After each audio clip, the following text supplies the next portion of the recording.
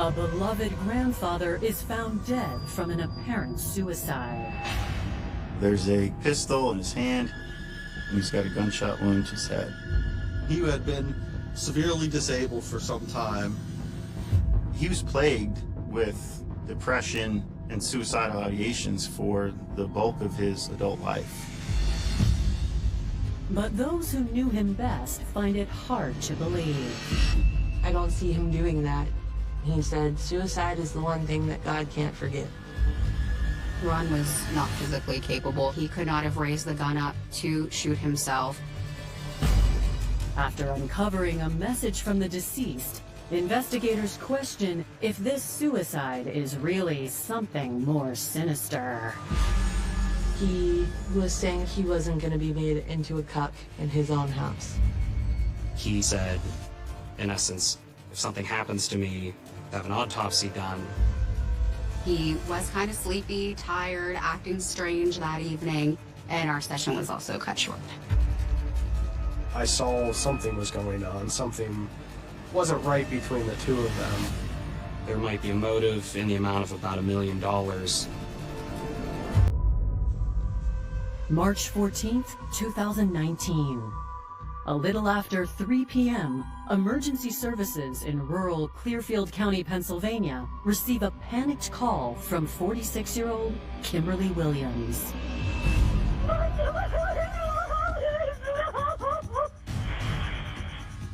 Ma'am, what's the problem there?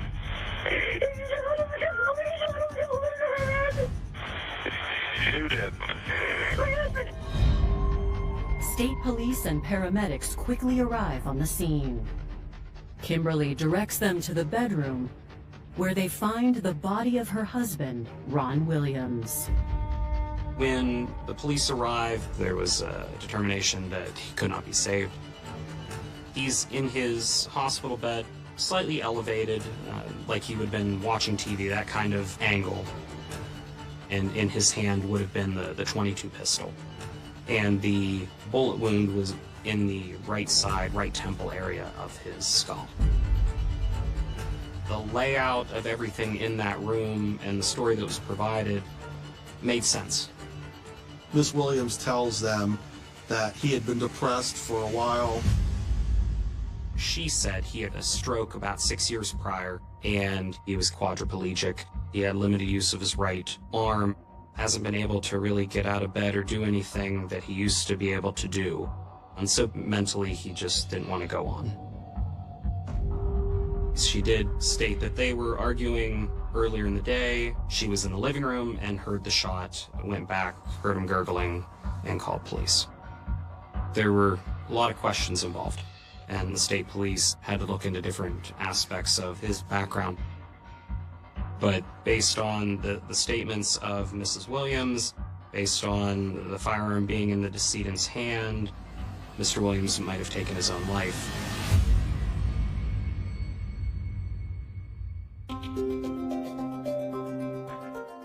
Ronald Lee Williams Jr. was born on December 21st, 1969 in rural Pennsylvania. My dad grew up in Osceola Mills, Pennsylvania. He went to Phillipsburg Middle and High School. He was incredibly intelligent. He's too smart for his own good, and he has a very dark sense of humor. But he also found enjoyment in a lot of the little things in life. Following high school graduation, Ron joined the armed forces. From a very young age, my dad was very interested in the military. Soon after returning from basic training, Ron met the love of his life, a local girl named Kimberly Hallman. My mom grew up in the Chester Hill area. She wasn't necessarily a popular kid, but she was a nice kid. My mom got pregnant relatively soon after they met. I want to say just a couple months into it. The couple tied the knot in February 1992, and before long, their family had grown by two with the addition of daughters Angel and Miranda. As their family grew, Ron shifted into a new career.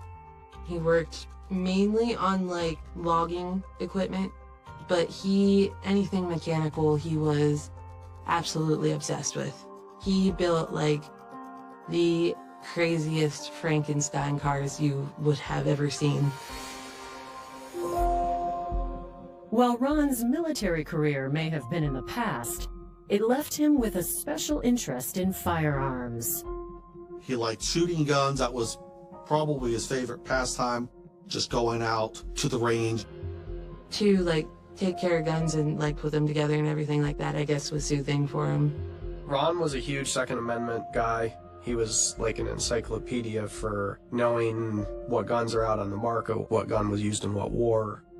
That was his passion. But nothing was more important to Ron than his family. We're a very close-knit family, and that's how my parents preferred it. We would make it a habit to go out on Sundays to like the flea markets and do like antique picking and stuff like that. And we would have family dinner on Sundays. By 2013, both of their daughters were adults and had moved out to start lives of their own. After more than 2 decades together, Ron and Kimberly were enjoying life as empty nesters until they suffered a major setback. He was at a gun show in Lewistown with his dad. And apparently when they were walking back to the car, he just sat down and said he didn't feel good. It was bad enough that they needed to rush him to the hospital. He ended up having multiple strokes that they couldn't diagnose as to why until they ended up doing a CT scan where they found out that he had bleeding in the brain. He was still having active strokes. He was left to quadriplegic pretty much after the stroke. So he didn't have any use of both upper and lower extremities. Ron was dependent of a wheelchair. He relied on his wife to get in and out of bed, also to complete his bathing and dressing and cooking. Any functional task, Ron relied on somebody to complete for him. To physically get him from like point A to point B, there was a lot of like physically lifting, moving, pushing, pulling. Him, like his whole physical body. He would start doing therapy and gain momentum and movement back, and then he would have another stroke and have to start over again. His family was devastated to learn those additional strokes had been caused by an error in Ron's hospital treatment. When someone is showing symptoms of having a stroke, they're supposed to follow a certain protocol. There was a medication that the literature says should have been administered, could have prevented the second stroke, and the second stroke is what rendered him most disabled. So Ron and Kim sued the hospital and the doctors. The hospital settled, and he received $1.4 million in compensation.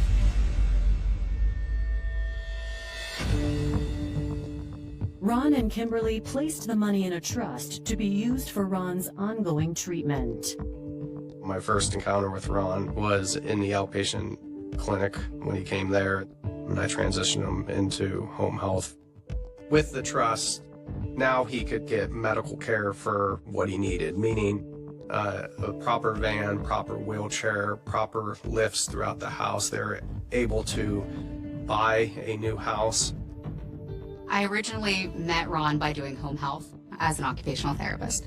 Ron was a fantastic person, a person that had a lot of interest in getting better and improving his quality of life. We became even closer because of my dad's illness. He needed 24/7 care. No one's gonna take better care of him than his own family. Kimberly stayed by Ron's side, overseeing all aspects of his care. Together, the family worked to adjust to their new normal. Every day my sister would bring her son over, the first grandchild born into the family. And I think my dad was so set on the idea that he wasn't going to make it to see that that he just became absolutely enamored with that little boy. He still had his moments, of course, but he loved his grandkids. That was always the highlight of his time. With his family's unwavering support, Ron seemed to be enjoying life as a doting grandpa. To me, the fact that he hung in there for years without doing it, I just don't see that being, like, I don't see him doing that. That's not, he doesn't quit like that. Whenever the EMS, police, coroner's office arrived on scene, the layout of everything in that room and the story that was provided made sense that it was a suicide. He had been severely disabled for some time, and he liked to shoot guns. The gun was there on the bed. It was laying next to him. These are members of the state police collectively with decades of experience, and every single one felt comfortable that it had been a suicide. The deputy coroner, he generates a report as a result, and the body is removed from the scene. The case seems open and shut, until later that evening, police receive a call from James Wilkinson, the man overseeing Ron's settlement trust. The trust officer said, "Hey, I received this email. Wanted to bring it to your attention." He had received an email from Mr. Williams earlier in the day, a few hours before he passes, and the email said, in essence, if something happens to me, have an autopsy done. He doesn't know what, but he believes something is amiss. It might be something more than a suicide. Coming up, Pennsylvania police open an official investigation. Was he afraid of somebody? Did he have an enemy, or? And detectives quickly learn of a possible motive. He just let me know, like, hey, your mom's cheating on me.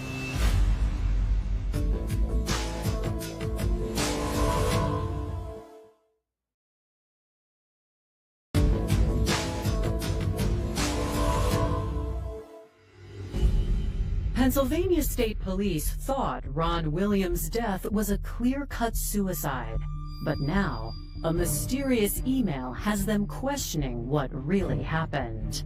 It was obviously a concern to the state police that earlier in the day that this individual dies, that he's sending the email saying something's wrong.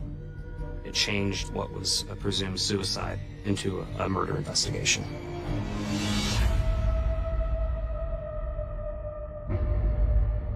Investigators start by sitting down with the manager, James Wilkinson, to go over the details of Ron's trust. The trustee was a company called NDC. They oversaw the trust, approved expenses. It could only be used for limited purposes. In this case, Mr. Williams' care, people caring for him, things in the home, different things he needs. However, Wilkinson tells detectives there were recent changes made. 3 months prior to Ron's death, in December of 2018, Ron and Kim had wills drafted such that the money in the trust upon Ron's passing would go to Kim outright. If they were to divorce, though, Mrs. Williams would not receive any of the trust proceeds.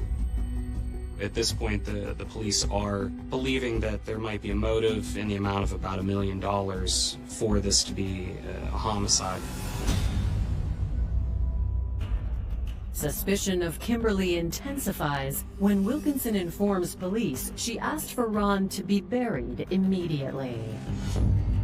Mrs. Williams had contacted him, and in that conversation, she had stated that she had been through Mr. Williams' emails, and she saw the email that Mr. Williams sent earlier in the day about there being a concern for his safety. And she said that there's nothing to worry about and an autopsy does not need to be completed.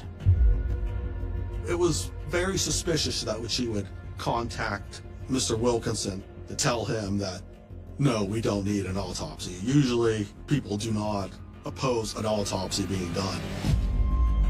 Well, law enforcement doesn't engage in coincidences. If there's something that's lining up, they're going to investigate it. this might be a homicide and not the suicide they thought it was. So they take the body for an autopsy.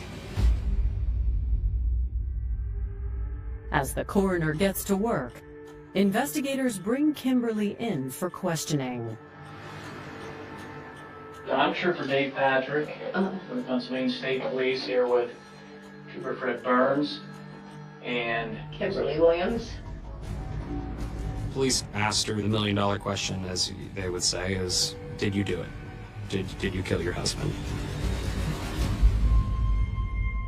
I wanted him to stop hurting. I wanted him to... that's what you want and that's what you got. He doesn't. If I was going to hurt him, it would not have been that. Do you know what I saw today? Do you have any idea what I saw? I would have never done that. I would have been killed by a spider.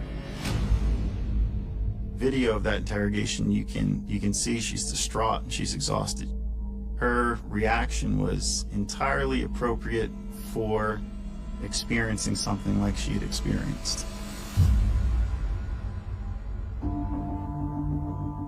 Kimberly insists Ron's death was the result of a lifetime struggling with mental health issues.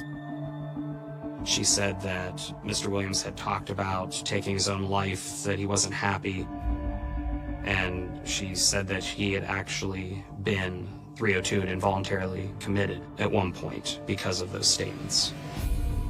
Kimberly says the situation became worse after Ron's strokes. It is very understandable how anybody would become depressed living in that situation. Kimberly insisted that Ron had become increasingly volatile, maybe to the point of paranoia. Was he afraid of somebody? Did he have an enemy, or? He didn't have an enemy. He was afraid of the world. What does he think the world's going to do to him? Anything it can. The fact that Ron kept so many guns in the house added to her concern. According to Kimberly, Ron kept the gun on a tray on his bedside table. And even before he was paralyzed, he kept the gun under his pillow. Mr. Williams had limited use of his right arm, but he had the ability to lift a limited amount of weight. She also indicated that Mr. Williams recently in the past had actually brandished the firearm by pointing it at her. Kimberly says she finally reached her breaking point and told Ron she had to get him full-time care. It was my only choice to put him in a nursing home. Was that your only choice? That was my only choice. You put him in a nursing home, all that money is gone. Yeah, but I don't care about that. Her interrogation began at 11:30 p.m. on the evening where she lost her husband. She hadn't slept, and they kept her there until almost 2 a.m., where she grew so frustrated, she stood up and said, "I'm done." This is over. I'm going home. I'll get a lawyer. I did not hurt my husband, and I never would hurt my husband.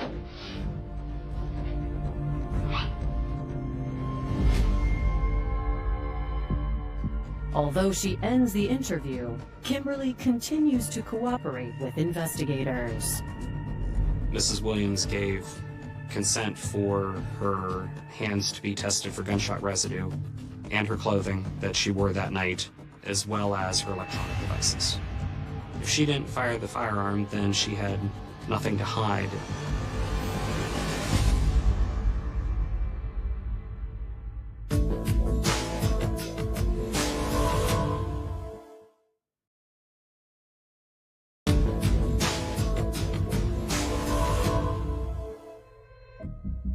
While Pennsylvania State Police wait for the results of Kimberly Williams' gunshot residue test, they dig deeper into the suspicious nature of her husband's alleged suicide. The state police contacted family to see what kind of relationship they had, what issues there might have been, and during the discussions the state police had with the two daughters, the daughters confirmed that there were some marital issues between Mr. and Mrs. Williams. When he first became paralyzed, there was a lot more misplaced anger and misinterpretation of each other. But as time progressed and my mom kind of stayed loyal to my dad taking care of him, I think he was more in love with her than before he was ever sick. But that's not to say he didn't also complain about all the stupid little things that she didn't do exactly the way he wanted it done. There would be times where she would take it well. She would do what she had to without complaining. But she was actually a very vocal person about her resentment towards my dad. The Williams daughters also confirm Ron's depression had gotten worse. Throughout the entirety of my life, my dad's mental health was pretty shaky. When it comes to the idea of suicide, I do remember one specific conversation where he actually brought that up to me, implying that he was worthless. But despite their father's struggles, they tell police they can't imagine him killing himself. The daughters said Mr. Williams was trying to find new treatments or different things that might help him regain use of some or all of his extremities. So he was trying to find ways maybe out of the dark place that he was in.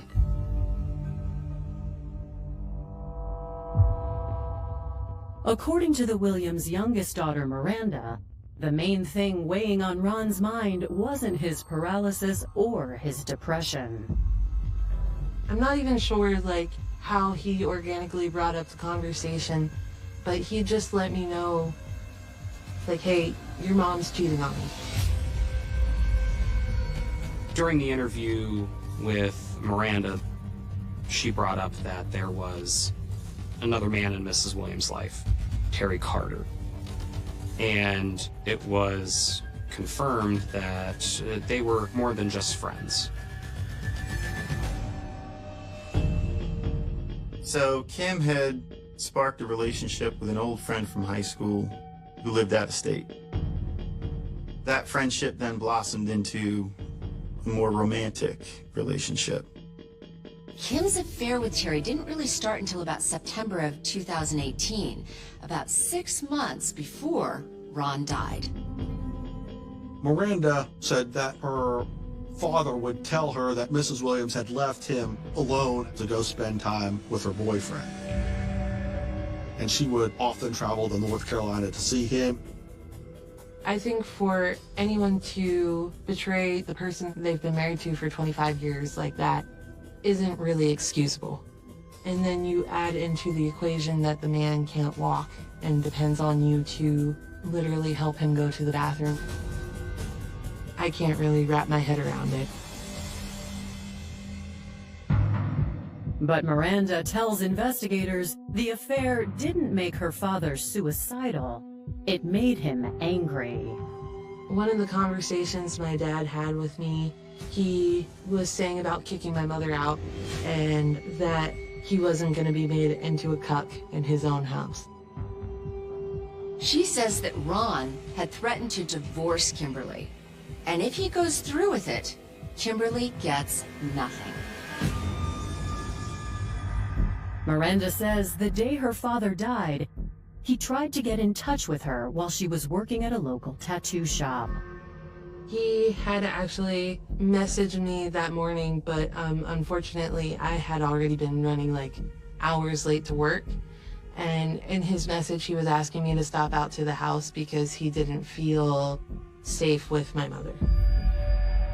But that wasn't anything new between them.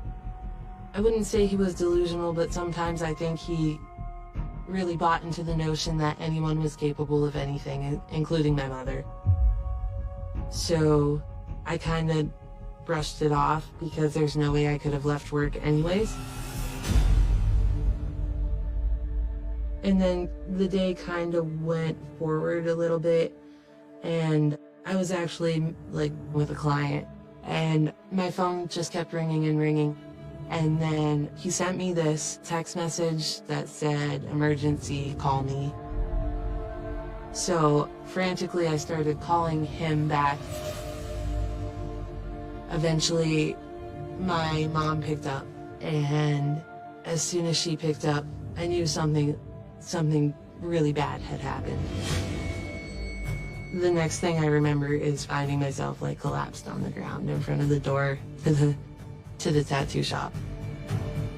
Miranda explains that at the time, she thought her father might be exaggerating. When I considered what the text message actually said, like what he was trying to tell me, I didn't know whether or not I should take it as seriously as calling the police, or if I should kind of disregard it because of his mental state. I just didn't take it seriously enough to do anything about it. It took me a very long time to come to terms with the fact that even if I was there, there wasn't going to be any stopping it. Coming up, an autopsy confirms investigators' suspicions. The firearm had to have been fired at least 48 inches away. And a possible new suspect emerges. He was aware of the trust, and he knew that she was the beneficiary of it.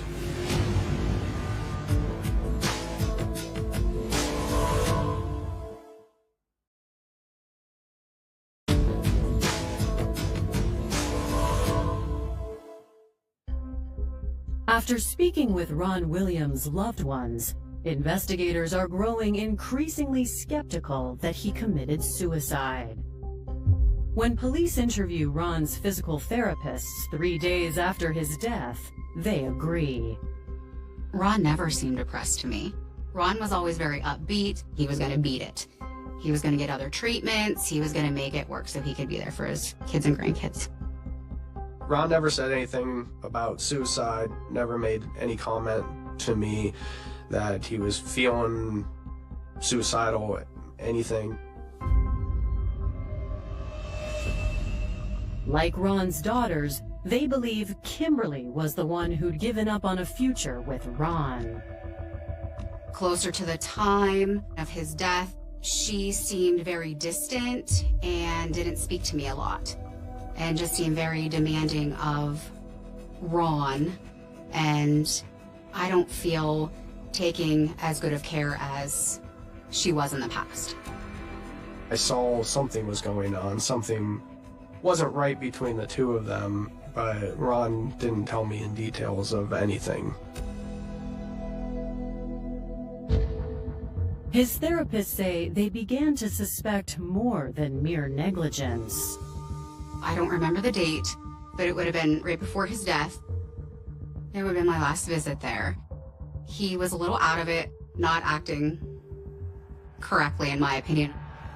Ron was kind of sleepy, tired, acting strange that evening, so our session was also cut short. And I had asked Kim if she could also give me a copy of medications, maybe if there was a medication change.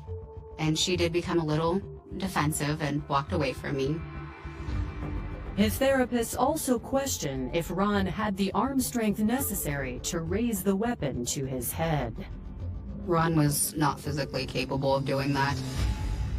Mr. Williams had limited use of his right arm. He didn't have any use of his left arm or his lower extremities. And the bullet wound was in the right side, right temple area of his skull. He was very weak. The visit prior to when I had seen him, he would not have had the grip strength to pull the trigger. I didn't feel that he was capable of completing that at all, just because of the mobility in the arm. I said, there's no way. It had to have been her. But detectives know it's all conjecture until August 2019, when the results of the autopsy come in. A process that proves more complicated than expected. The autopsy showed that the cause of death was the bullet to the skull, and that caused the death of Mr. Williams. It's what the autopsy doesn't uncover that is cause for concern. He couldn't find any gunpowder stippling. which is gunpowder becoming embedded into the skin or flesh. He couldn't find any of that, so he sent the gun to the state police to have it tested. One of the tests that they complete on the firearm was discharging the firearm at different distances to see the pattern that stippling made and how much residue was left at different distances.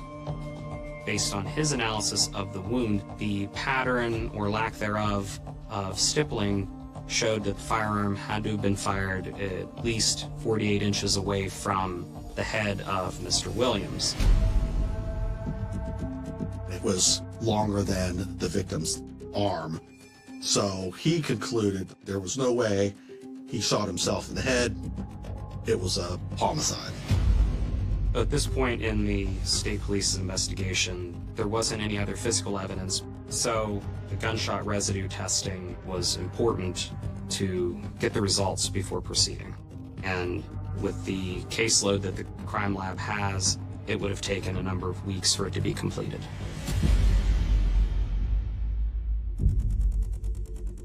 But finally, in October 2019, 7 months after Ron's death, Kimberly's GSR results become available.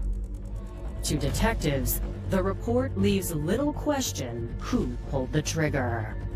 The test showed that there was the presence of gunshot residue on both Mrs. Williams' left hand as well as on her clothing.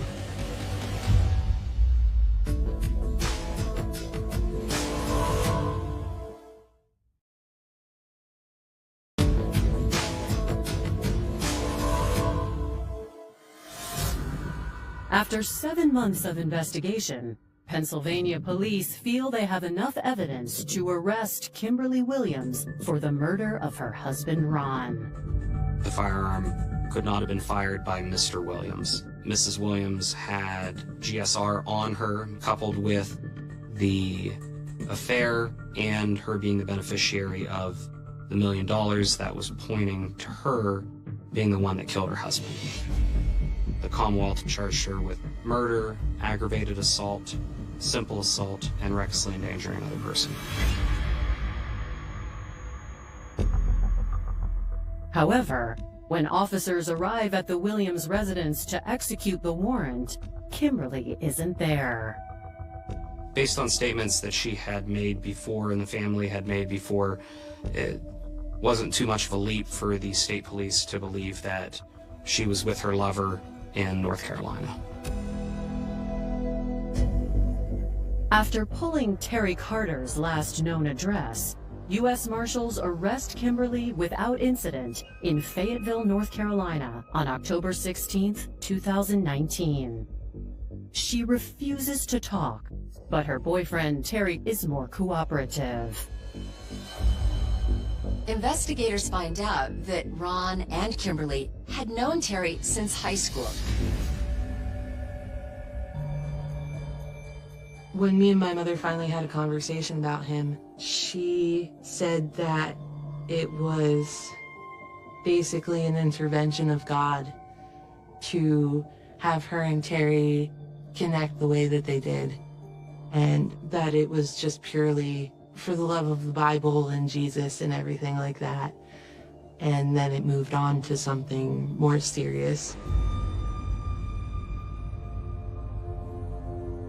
Mr. Carter told the police that Mrs. Williams would meet up with him whenever she was able to get away for a few hours or a day, and they would meet in hotel rooms. As time went on, however, Kimberly became less discreet. She would actually bring her boyfriend Terry to the house with Ron next door in the separate bedroom. There was some very weird ideology going on between my mother and Terry. They had this idea that Terry was just gonna move in and they were gonna all live together. Mr. Williams knew about this other man. At some point, Mr. Williams did reach out to Mr. Carter and asked him to stop what he believed was an affair with his wife.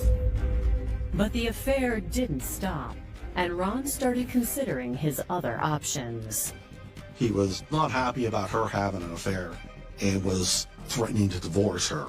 But there was a stipulation that if they would divorce, she would surrender any claim to that money. She had a motive that the only thing between her and the money and her lover was her husband. According to Terry, she'd mentioned tampering with Ron's medications in order to knock him out so they could spend time together. Kimberly's phone records confirm it. Police discovered their text messages between her and her boyfriend, where she told her boyfriend she tried to give her husband additional medications. That was completely consistent with what Ron's therapist had told investigators about him seeming to be really out of it the last time that they had seen him. As Kim's lover, Terry seems to be the perfect co-conspirator. But he denies any involvement in Ron's death. Terry took a polygraph test and passed it. State police were able to confirm that Mr. Carter was in a hotel in Cuylertown at the time this would have occurred. But Terry does agree to testify against Kimberly. To state prosecutors, the evidence seems undeniable. But that doesn't mean the outcome of the trial is a foregone conclusion. With any case, trying to determine or decide what the jury wants to hear, what might be the pivotal moment or testimony, that's the hardest part.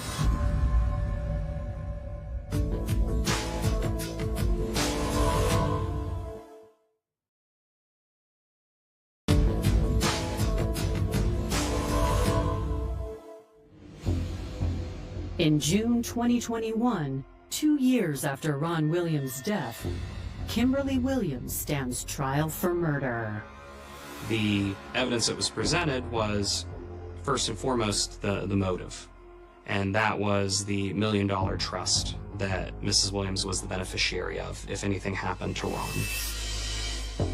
Additionally, we had the daughter, Miranda, testify that there was problems in the marriage, that there was an affair with Terry Carter. We had Terry Carter testify as to the affair that was occurring. We had the testimony of the coroner, Dr. Camero, who stated that the firearm couldn't have been fired by Mr. Williams. Kimberly's defense team attempts to cast doubt on the prosecution's case.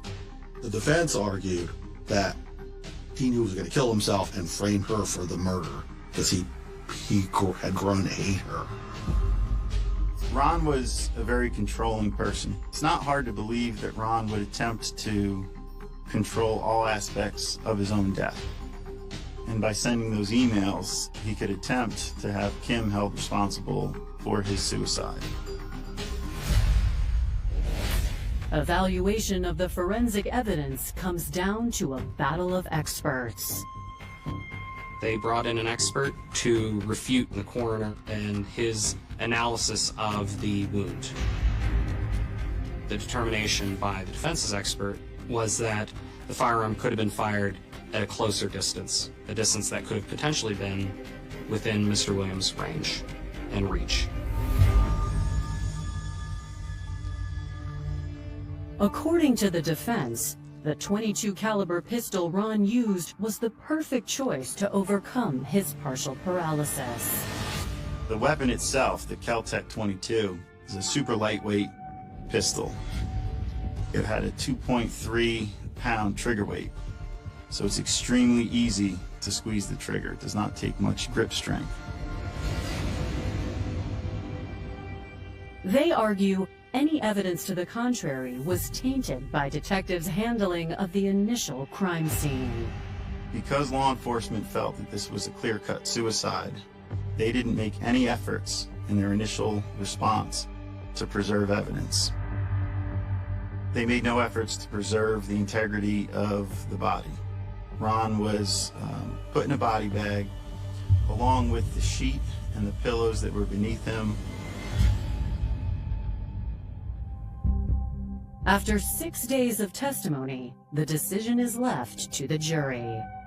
The jury deliberated for around 2 hours, and they came back with a verdict. Kim was found not guilty of first-degree murder. She was found not guilty of third-degree murder, not guilty of felony aggravated assault. She was convicted of involuntary manslaughter and recklessly endangering another person.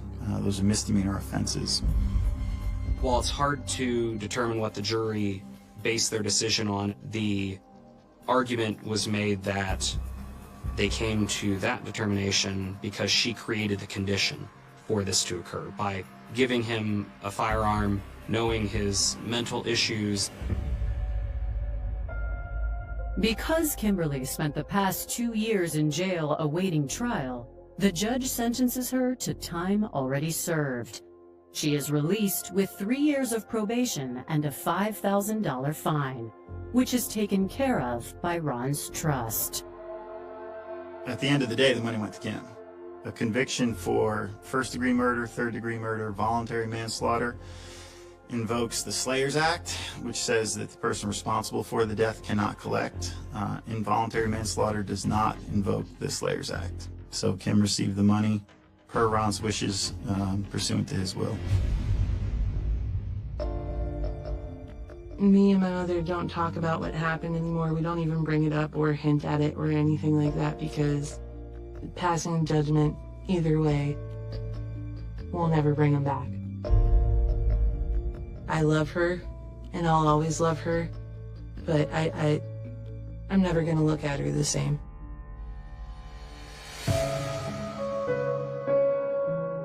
Whether you believe he was murdered or suicide, it was a very tragic event.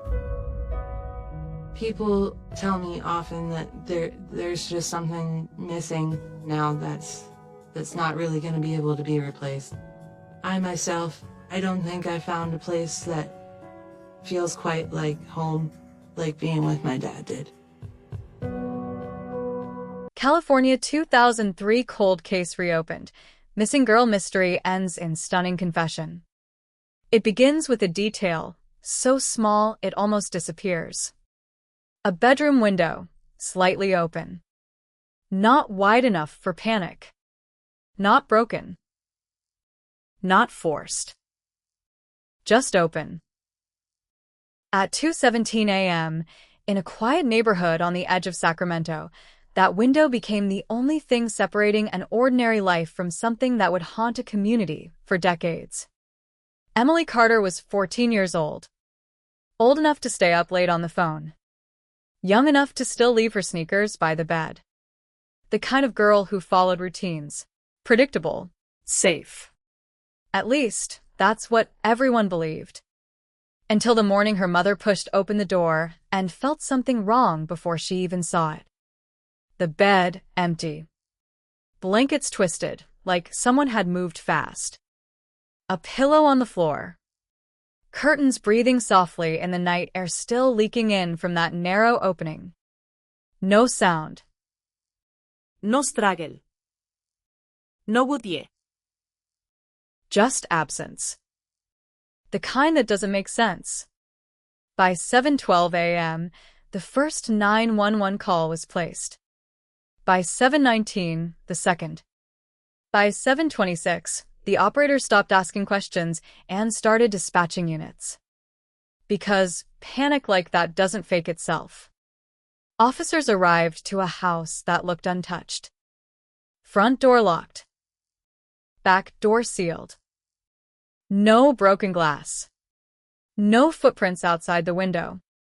Inside, everything was in place, except for the one thing that mattered. Emily was gone. Detectives stepped into the room slowly. Trained eyes scanning for what didn't belong. They found it within seconds. Near the window, on the hardwood floor, a faint smear. Dark. Thin. Barely visible unless the light hit it just right. Not enough to confirm anything, but enough to stop conversation. Because scenes like this aren't loud. They whisper. And what they were seeing didn't match any simple explanation. Her phone was missing. Her backpack, too. But her shoes remained. That detail mattered. Because people who leave take their shoes. People who are taken don't get the chance. By noon, the street was no longer quiet. Police tape cut across driveways. News vans lined the curb. Neighbors gathered in tight circles, speaking in low voices, repeating the same disbelief. She wouldn't run away. They said it like a fact. They needed it to be true. Because if Emily didn't leave on her own, then someone came in. And if someone came in, They were still out there. the investigation moved fast at first. It always does. Family first. The closest circle. Every movement examined. Every word replayed. Every reaction measured. Her parents were cooperative. Too cooperative, some officers would later admit. No inconsistencies. No visible cracks. Just exhaustion. Fear. Confusion. Nothing to build on. Then came the timeline. The last confirmed moment Emily was seen alive. 9:42 p.m. A neighbor across the street reported seeing her standing near the window, phone pressed to her ear. She wasn't distressed. She wasn't hiding. She looked normal. That word would come back again and again. Normal. Phone records confirmed the call. 3 minutes long. Origin unknown. The number didn't exist in any registry. A prepaid device. Disposable. Untraceable. The kind of phone you use when you don't want to be found. The call ended at 9:45 p.m. After that, her phone went dark. No messages. No signals. No movement. Like it had been switched off or destroyed. Search teams expanded the radius within hours. Backyards. Drainage channels. Wooded strips behind the subdivision. 9 units followed scent trails that led nowhere. Helicopters circled overhead, scanning for heat signatures that never appeared. There was no trail. No path. No direction. Just a starting point and a void. Days passed. Then weeks. Tips flooded in. Sightings from neighboring towns. Reports from strangers convinced they had seen her face in crowds. Each lead followed. Each one collapsing under scrutiny. False hope became routine. Detectives began to understand something uncomfortable. This wasn't a messy crime. It was controlled. Planned. Whoever took Emily knew exactly what they were doing. Because they left nothing behind. Except that smear. Lab tests couldn't confirm if it was blood. Too small. Too degraded. But it stayed in the file anyway. Highlighted. Revisited. Argued over. Because sometimes the smallest detail carries the most weight. 6 months in, the tone shifted. Not publicly. But inside the investigation. Words changed. Missing became presumed abducted. Active case began drifting toward something colder. Something harder to fight. Cold case. No one said it out loud at first. But it lingered. Because statistically cases like this don't resolve. They fade. Paperwork gets filed. Boxes get sealed. Names become memories instead of evidence. But Emily Carter didn't disappear quietly. Her absence reshaped everything around her. Children weren't allowed outside after dark. Doors stayed locked. Lights stayed on. The neighborhood learned fear. Years passed. The case file grew heavier, not because of answers, but because of questions that refused to die. Detectives rotated in and out. Each new set of eyes brought the same determination and hit the same wall. No forced entry. No witnesses. No body. No explanation. Until something changed. Not in the field, but in the data. In 2011, 8 years later, a routine system update flagged a number. That same ghost number. The one that called Emily the night she vanished. It appeared again. Not active, but connected. Linked to a batch of prepaid phones involved in a fraud investigation. Different county. Different crime. But the same origin. That was enough. Investigators dug deeper.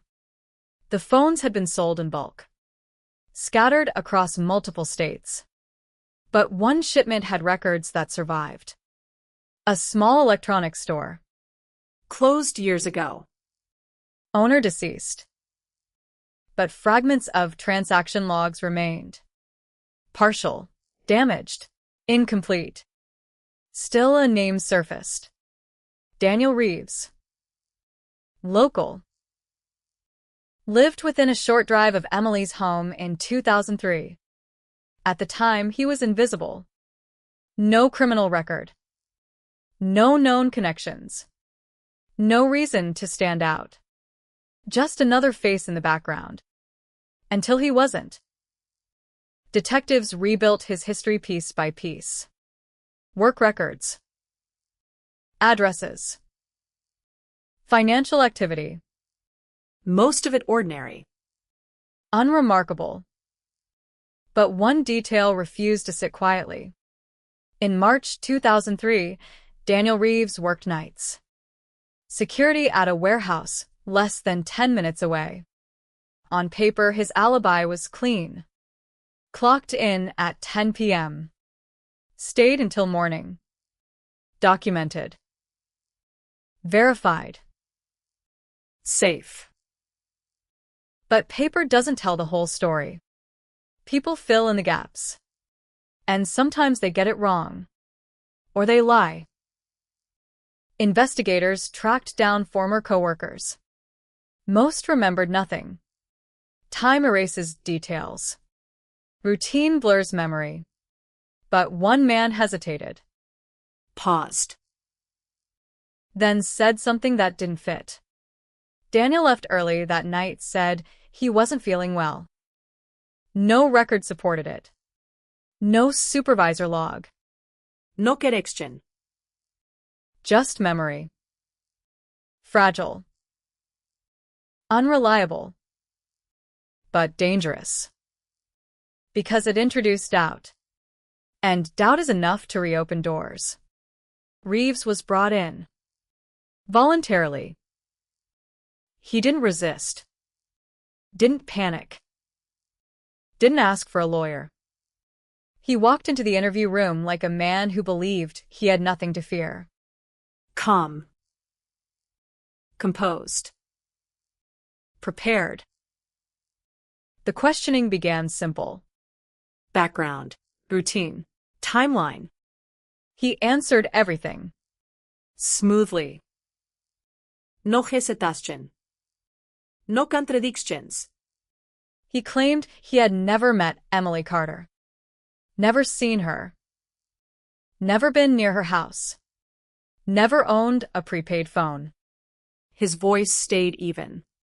His posture relaxed. Nothing cracked. Until one question. Direct. Precise. Where were you between 9:30 and 10 p.m. on March 14th, 2003? Silence. Not long. Just enough. A fraction of a second that stretched. Because something shifted. Not in his words, but in the space before them. His breathing changed. Subtle. Controlled. Measured. Like someone adjusting. like someone remembering what version of the truth they were supposed to give. Then the answer came. Clean. Simple. I was at work. It matched the records. It matched the file. It matched everything they could prove. But something about it didn't feel right. And in cases like this, feeling matters. Because evidence can disappear. Memories can fade. But instinct lingers. Still, instinct doesn't close cases. Evidence does. And they didn't have it. Not yet. So the file stayed open. Not solved. Not forgotten. Just waiting. Because somewhere between that open window, that ghost call, and that silence in the interview room, the truth was still there. Unspoken. Unfinished. And slowly it was starting to surface. California 2003 cold case reopened. Missing girl mystery ends in stunning confession. Silence has weight. It sits in rooms long after people leave. It lingers in recordings. It hides in the seconds between a question and an answer. Detectives replayed that moment again and again. Frame by frame. Breath by breath. Daniel Reeves didn't say anything incriminating. He didn't need to. Because the silence said enough. The interview ended without an arrest. No evidence. No charge. No mistake big enough to exploit. Reeves walked out the same way he walked in, calm, steady, untouched. But something had changed. The case was no longer drifting. It had a direction. And for the first time in 8 years, that direction had a name. Investigators shifted focus. Quietly. No press. No announcements. They started building around Reeves. His past. His routines. His habits in 2003. Every detail mattered. Because cold cases don't break open with explosions. They crack. Slowly. One inconsistency at a time. They pulled phone records again. Cross-reference numbers from that prepaid batch. Most led nowhere. Dead ends. Burners. Ghosts. But a pattern began to emerge. Several of those phones had briefly connected to towers near the same industrial corridor. The same corridor where Reeves worked. Coincidence was still possible. But probability was starting to shift. Then came the geography. Detectives reconstructed the timeline, not based on what was recorded, but on what could have happened. If Reeves left work early. If he drove fast. If he knew the neighborhood. The window of time was tight. But not impossible. Not even difficult. 10 minutes to the house. Minutes inside. Minutes out. Back before anyone noticed. Clean. Controlled. Planned. It fit too well. But fitting isn't proof. They needed something real. Something physical. So they went back to the house. Years later. Same walls. Same floorboards. Same room. Emily's room had been preserved as much as possible. Not out of hope, but out of refusal. Her parents never changed it. Never moved the furniture. Never repainted. As if touching anything would erase what little remained. Forensics returned with better tools. Better methods. Technology had moved forward. What was once invisible could now be seen. They focused on the smear. That small, almost forgotten mark near the window. Samples were taken again. Reprocessed. Reanalyzed. Days passed. Then the result came back. Partial DNA. Degraded, fragmented. But not useless. Not anymore. It didn't match Emily. That alone changed everything. Because it meant one thing with certainty. Someone else had been in that room. And they had left something behind.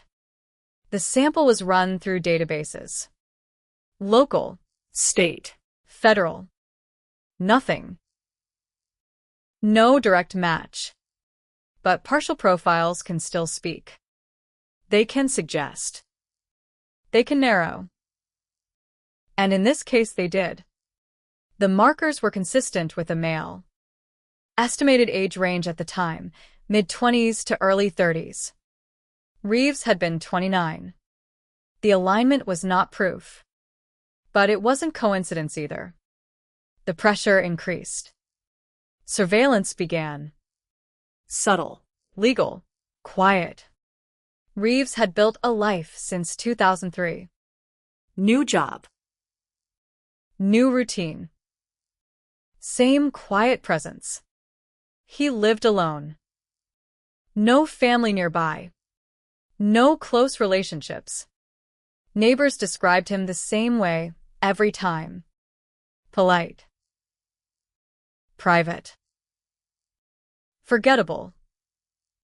That word again. Forgettable. The most dangerous kind. Because people like that disappear in plain sight. Weeks of observation revealed nothing obvious. No suspicious behavior. No hidden patterns. Just routine. Work. Home. Repeat.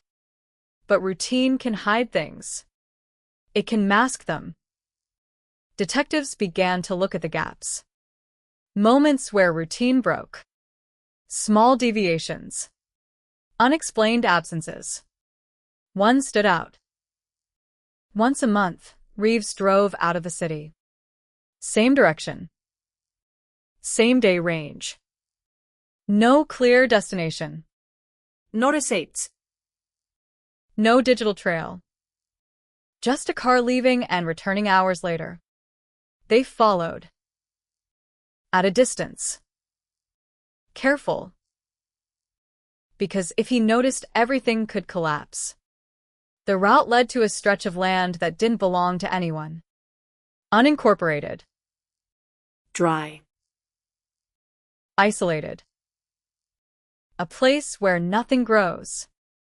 And nothing is found unless you know where to look. He parked. Got out. Walked. Not far. Just enough to disappear from the road. Detectives waited. Minutes passed.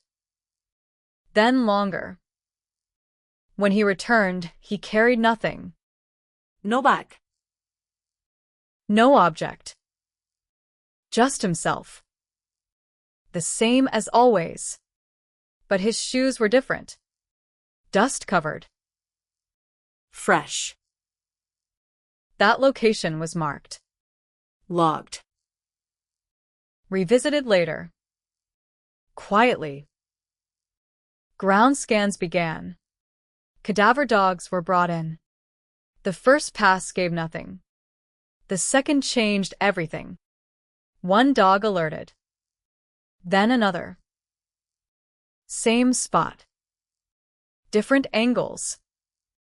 That kind of consistency doesn't happen by chance. Excavation started. Slow. Careful.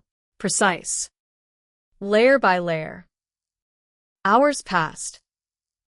Then a fragment appeared. Small. White. Bone. Everything stopped. The air shifted. Because in that moment the case was no longer a disappearance. It was something else. Something final. More remains followed. Partial. Scattered. Time had done its work. But enough was there. Enough to begin identification. The process took days.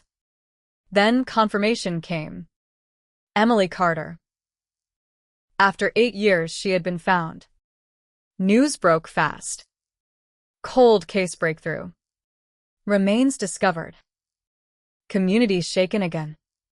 The story came back to life overnight. But for investigators, this wasn't the end. It was the beginning. Because now they had a body. And a body tells a story. Forensics began reconstructing what happened. Injuries. Damage. Patterns. Not everything was recoverable. Time erases. But some things remain. Evidence suggested restraint. Controlled movement.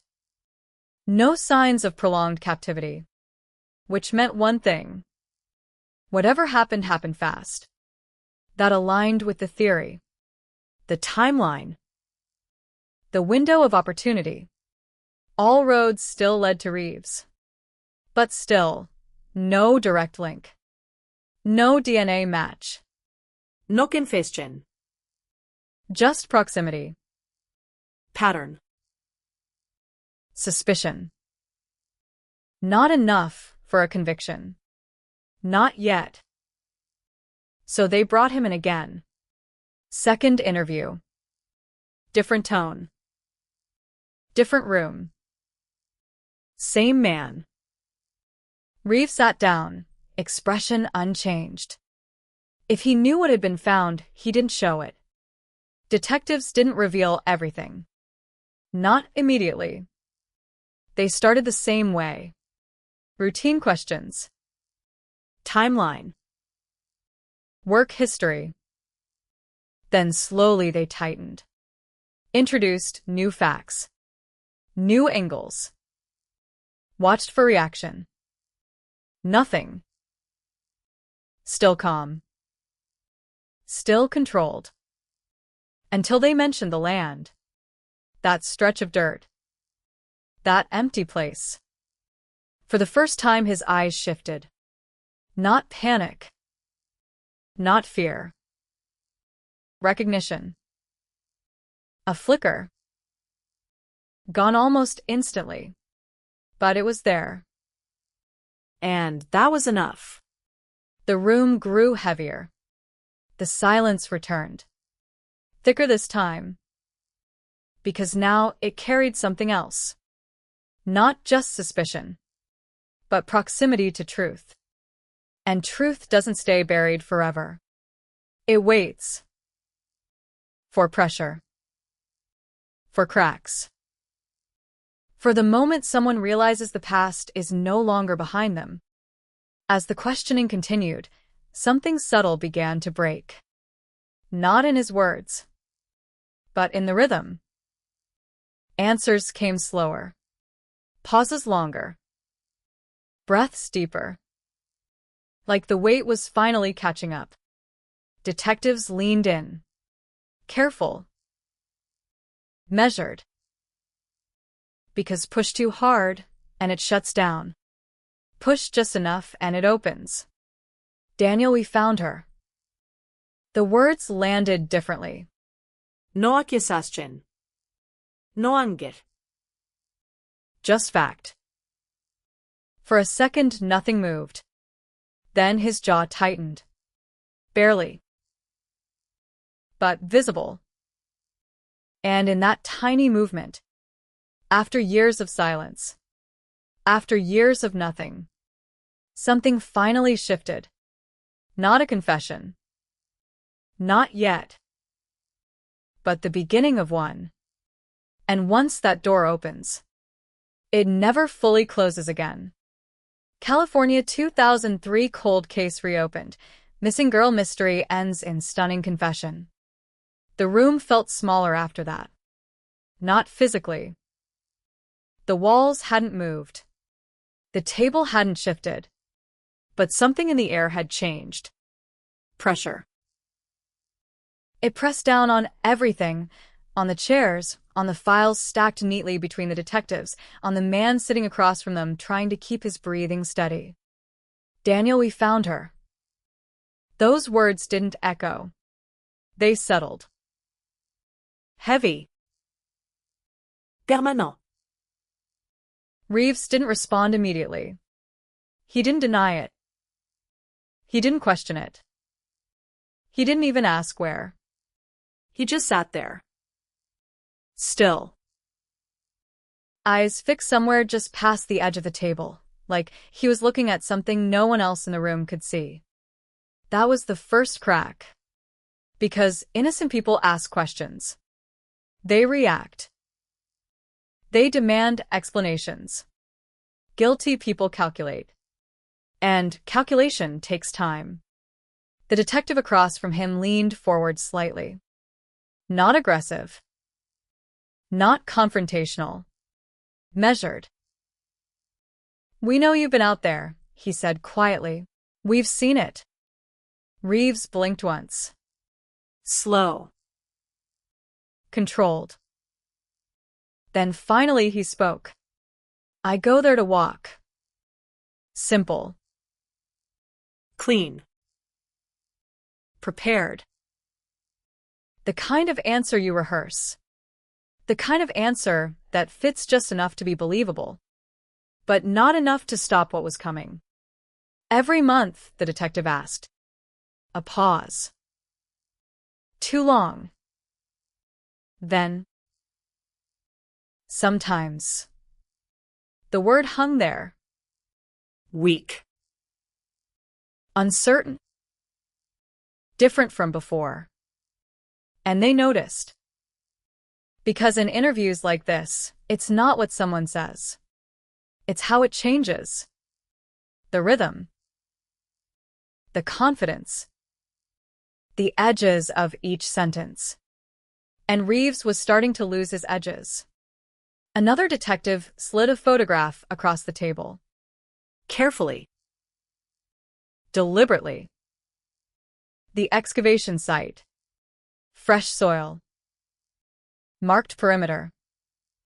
A small white fragment partially exposed. No label. No explanation. Just the image. Reeves didn't touch it.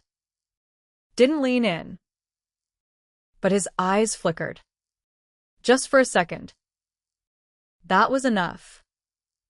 Because recognition is instant. It doesn't ask permission. It doesn't wait. It just appears and disappears. But once it's seen, it can't be unseen. The silence stretched again. Longer this time. Thicker. The kind that fills your ears until it feels like pressure.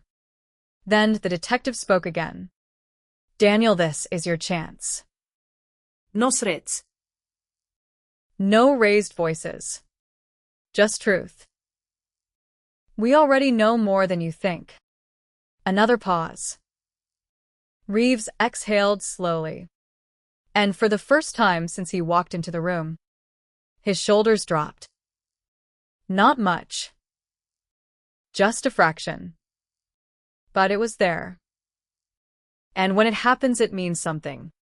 It means the fight is changing. Not over. But different. "I didn't plan anything," he said. Quiet. Careful. Like he was testing the words before letting them out. The room didn't react. No interruption. No sudden movement. Because this is the moment you don't rush. This is where people either shut down or step forward. And Reeves was standing on that line.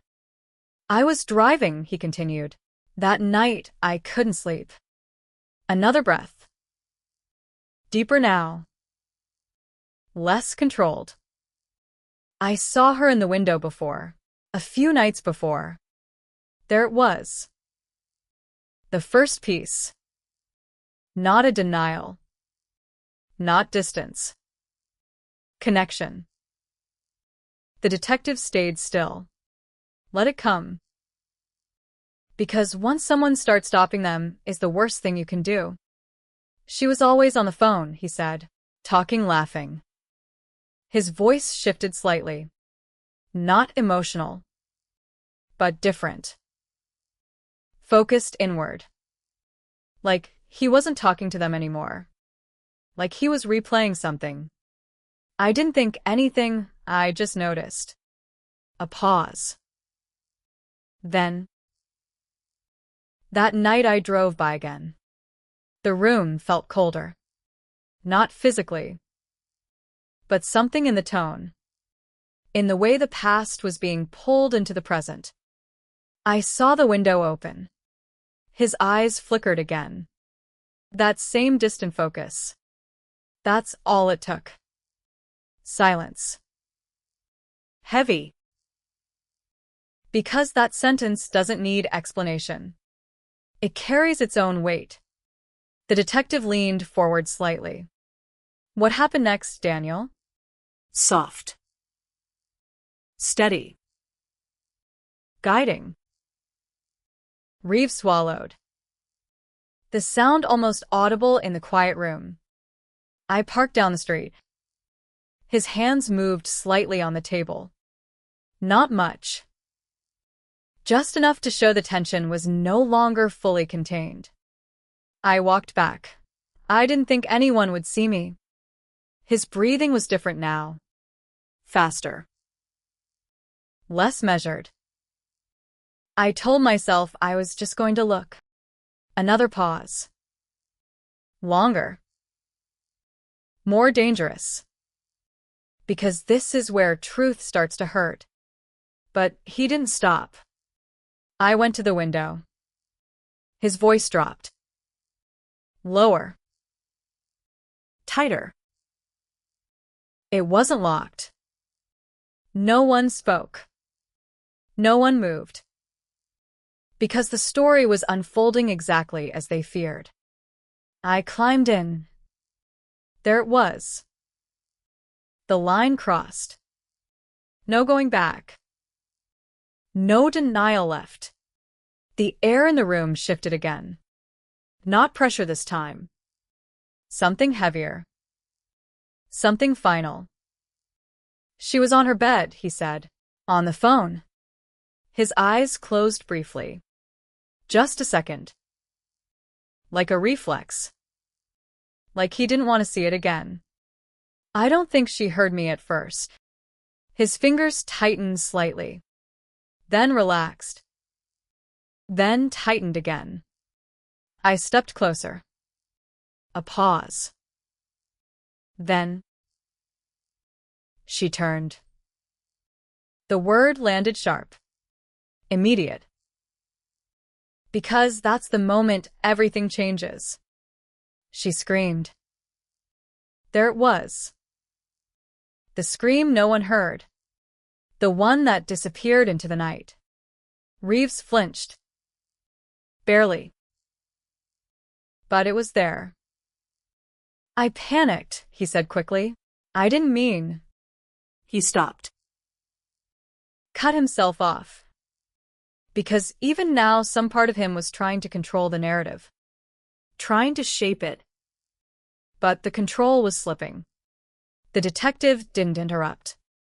Didn't challenge. Just waited. Because silence forces continuation. I grab her, Reeves said finally. His voice was thinner now. Less stable. She fought. She scratched. His eyes dropped to his hands. For the first time. I just wanted her to stop. The words came faster now. Less filtered. Less controlled. I covered her mouth. I told her to be quiet. His breathing hitched. Not emotion. Not regret. Just the physical strain of remembering. She wouldn't stop. A long pause. Then I pushed her down. The sentence landed flat. Cold. Because there's no softness in it. No hesitation. Just fact. I didn't know what to do, he said. I thought someone would hear. The detectives exchanged a glance. Quick. Silent. Because now they were inside it. Inside the truth that had been buried for 8 years. What happened after that, Daniel? One of them asked. Carefully. Because this part matters. Reeves didn't answer immediately. His jaw tightened again. Harder this time. He stopped. Shook his head slightly. Like he was trying to push something away. Then, finally, she stopped moving. Silence. Total. Absolute. Because that sentence ends something. And begins something else. The room didn't react. No one moved. Because reactions don't belong here. Only truth does. Reeves stared at the table. Not at them. Not anymore. I didn't mean to kill her. The words sounded empty. Not because they weren't true, but because they didn't change anything. She just stopped. His voice cracked slightly. Not from emotion. From pressure. From the weight of what was finally being said. The detective leaned back slightly. Gave space. But didn't let go. What did you do then? Another pause. Shorter now. Because once someone crosses that line, the rest comes easier. I took her, Reeves said. Flat. I carried her out the window. The image filled the room without being spoken. Darkness. Silence. A body where a girl had been minutes before. I drove. His voice was distant again. Like he was watching it happen. Not doing it. Out of the city. Somewhere empty. The land. That same stretch of dry earth. That same place he kept returning to. I buried her. Noche se taschen. No detel. Just the truth. And in that moment the case ended. Not in a courtroom. Not in a headline. But in a quiet room where silence finally gave way to words. Reeves exhaled slowly. Like something had left him. Not guilt. Not relief. Just the effort of holding it in. For 8 years. The detectives didn't speak immediately. Because there was nothing left to ask. The mystery was gone. Replaced by something heavier. Something real. Something that had been waiting all this time to be heard. And now it had. Out loud. Unavoidable. Permanent. California 2003 cold case reopened. Missing girl mystery ends in stunning confession. Confessions don't sound the way people expect. There is no thunder. No dramatic collapse. No sudden explosion of truth that shakes the room. Just a voice. Low. Uneven. Saying things that cannot be taken back. And once they are said, everything changes. The recorder kept running. A small red light blinking steadily, capturing every word, every breath, every pause that now carried a different meaning. Daniel Reeves sat motionless. Not resisting. Not explaining. Not even trying to soften what he had just done. Because there is a point, somewhere between denial and truth, where people realize the story is no longer theirs to control. And he had crossed it. The detectives didn't rush. They didn't celebrate. They didn't react. Because a confession is not the end of an investigation. It is the beginning of something else. Verification. Detail. The slow, methodical process of turning words into evidence. Start again, one of them said quietly, from the moment you left her car. Reeves nodded slightly. Like he understood the rules now. Like he knew this wasn't about escaping anymore. I parked 2 streets over, he said. I didn't want the car near the house. His voice was steadier now. Not stronger. Just resigned. I walked back, stayed in the shadows. The room filled with the shape of that night again. Not imagined this time. Reconstructed. Piece by piece. I watched the house for a minute, he continued. Lights were on. TV maybe I don't remember. A pause. Then I saw her at the window. That detail again. The beginning. The moment that became everything. She looked normal, he said. Like any other night. That word, normal, felt different now. He swallowed. I told myself I wasn't going to do anything. Silence. Because that sentence never ends the way people think it will. I just kept moving. Step by step. Decision by decision. Until there was no turning back. The detectives let him talk. Because now the truth wasn't being forced. It was coming. And when it comes willingly, it carries more weight. I climbed in, Reeves repeated. She didn't hear me right away. His hands shifted slightly on the table. Restless. Not controlled anymore. I should have left. A whisper of something, regret, maybe. Or just the realization of inevitability. I didn't. The words dropped flat.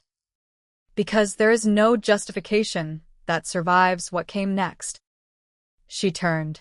She screamed. The same moment. The same fracture point. Only now it had a voice behind it. I grabbed her. I didn't think. I just reacted. His breathing grew uneven again. Faster. Less controlled. I covered her mouth, told her to stop. The room remained still. No interruptions. No commentary. Because this isn't about judgment. It's about record. She fought hard, he said. Stronger than I expected. A pause. Then quieter. She scratched me. The smear. That tiny mark on the floor. The one that refused to disappear. I didn't realize she cut me, he added. Not until later. The pieces were locking into place now. Not speculation. Not theory. Fact. I pushed her down, tried to hold her still. His voice tightened. I didn't want her to scream. Another pause. Then she stopped moving. Again. The sentence that ends everything. But this time it didn't feel like a conclusion. It felt like confirmation. The detectives let the silence sit. Because sometimes silence forces more truth out than questions ever could. Reeves exhaled slowly. Long. Like the air itself was heavy. I checked. I thought maybe she passed out. He shook his head slightly. I didn't know. But he knew. Maybe not in that second. Maybe not fully. But enough. Enough to do what came next. I carried her out, he said, through the window. The image returned. Darker now. Clearer. I didn't see anyone. No one was outside. Because no one ever is. Not when something like this happens. I drove. Didn't think about where. Just away. His voice drifted again. Distant. I found that place. The land. Empty. Dry. Silent. The place he would return to for years. I dug with my hands at first. Then tools from the trunk. The detail made the room colder. Not because it was unexpected, but because it was real. I covered her, left. No emotion. No hesitation. Just sequence. Because once the act is done, it becomes logistics. Movement. Disposal. Erasure. I went to work after, he added. That part landed differently. Because it showed something deeper. Not panic. Not chaos. Control. He returned. Clocked in. Finished his shift. Like nothing had happened. The detectives exchanged another glance. Silent. Understanding. Because that detail matters. It always does. It separates impulse from something else. Something calculated. Why go back? One of them asked. The first real question that pushed beyond the timeline. Reeves didn't answer immediately. His eyes dropped again. Focused on nothing. I don't know, he said finally. But he did. People always do. I just kept thinking about it. His voice was softer now. Not defensive. Not controlled. Just tired. I wanted to make sure it was still there. Still hidden. Still secret. Still his. The room didn't react. But the weight of that sentence settled hard. Because it explained the monthly trips. The routine. The need to return. Not out of fear. But out of connection. A connection that had never been broken. Until now. The recorder clicked softly as the tape reached its limit. An investigator leaned forward, replaced it, pressed record again. The red light blinked back to life. Because this part matters. Every detail. Every word. Everything that turns a confession into a case that holds in court. Daniel, one of them said quietly, did you know her before that night? A long pause. Then. No. Immediate. Firm. The first answer that sounded like the old version of him. But it didn't matter anymore. Because knowing her wasn't required. He had seen her. Watched her. Chosen her. That was enough. Did you plan it? The detective asked. Reeves shook his head. No. Another pause. I thought about it before. There it was. The shift. Subtle. But critical. Not planned. But imagined. And sometimes that's all it takes. The line between thought and action thinner than anyone wants to admit. Hours passed. Details filled gaps. Timelines tightened. Every piece of the night reconstructed with a precision that only comes when the truth is finally allowed to surface. And outside that room the world was already changing. News had broken. Cold case solved after 8 years. Missing girl found. Suspect confesses. The headlines spread fast. Across networks. Across screens. Across a community that had never really stopped waiting. Neighbors who once whispered now spoke openly. Shock turned into something heavier. Understanding. Because the threat had never been random. It had been close. Too close. Someone who walked the same streets. Drove the same roads. Lived inside the same quiet normal they had trusted. Emily's parents were told that afternoon. In person. Not over the phone. Not through media. 2 detectives. 1 conversation. A truth that cannot be softened. There is no right way to deliver something like that. Only a necessary one. And when it's done, silence follows. The kind that doesn't break. Back in the interrogation room, Reeves sat with his hands resting flat on the table. No cuffs yet. No movement to leave. Just stillness. Because there was nowhere else to go. Everything had been said. Everything that mattered. The detective across from him closed the file slowly. Not as an ending, but as a transition. Because the case wasn't over. It had just changed form. From mystery to prosecution. From questions to consequences. Daniel Reeves, he said, voice steady, you are under arrest for the murder of Emily Carter. No resistance. No reaction. Just a slight nod. Like he had been expecting it. Like this moment had been waiting for him as long as it had been waiting for everyone else. The chair scraped softly against the floor as he stood. Hands brought behind his back. Cuffs tightened.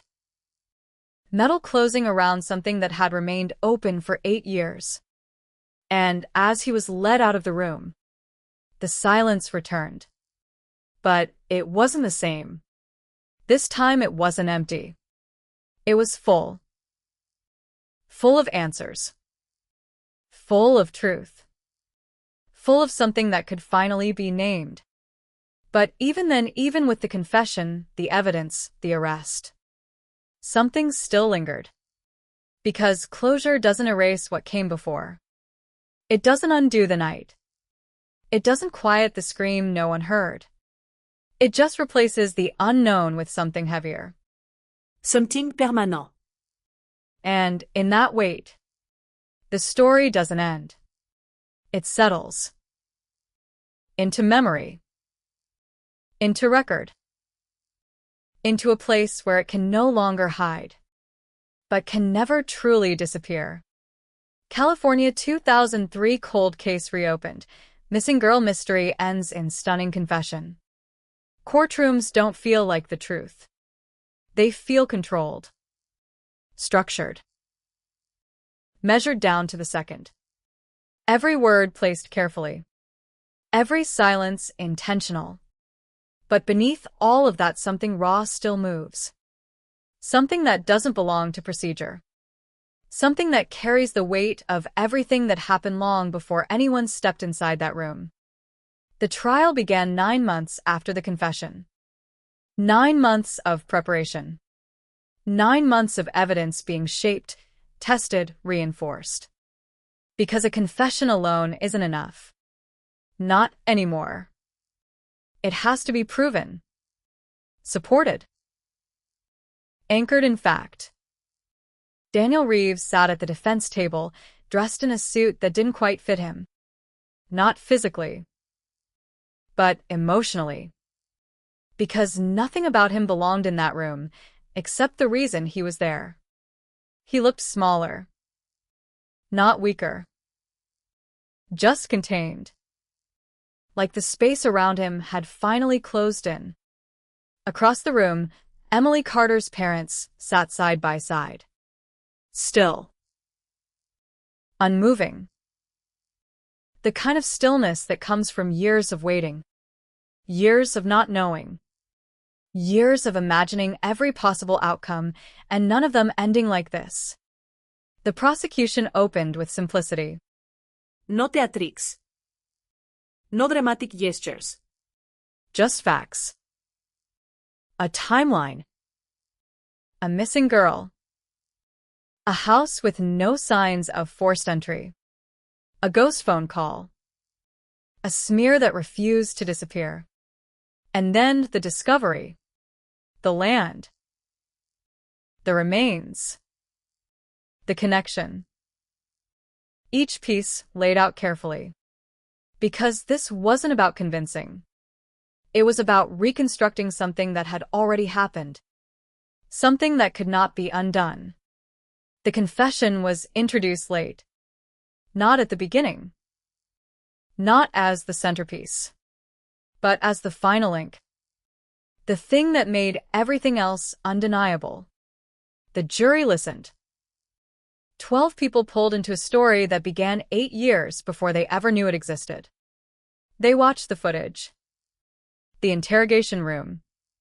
The stillness. The moment Reeves said, "I climbed in." No raised voice. No dramatic break. Just a sentence that carried everything. Some jurors looked down. Some stared. One of them blinked too slowly, like their body was trying to process something their mind hadn't caught up to yet. Because hearing it is different. Different from reading.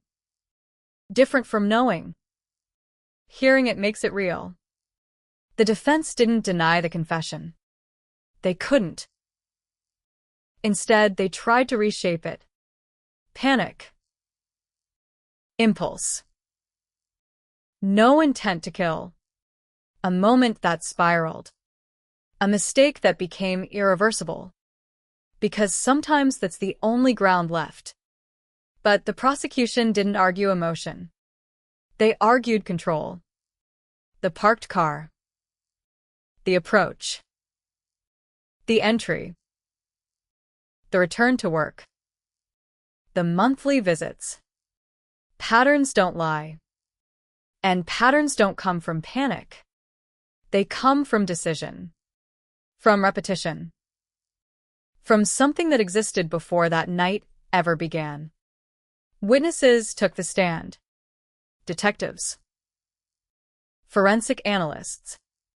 The co-worker who remembered Reeves leaving early.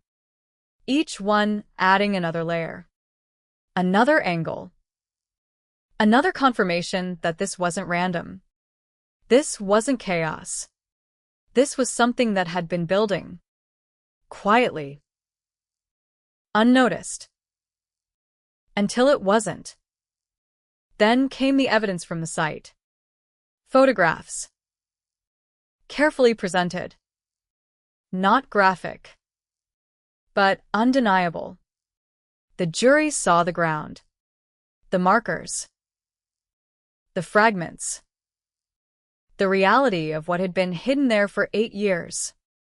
And in that moment the case stopped being abstract. It stopped being about timelines and statements. It became something physical. Something final.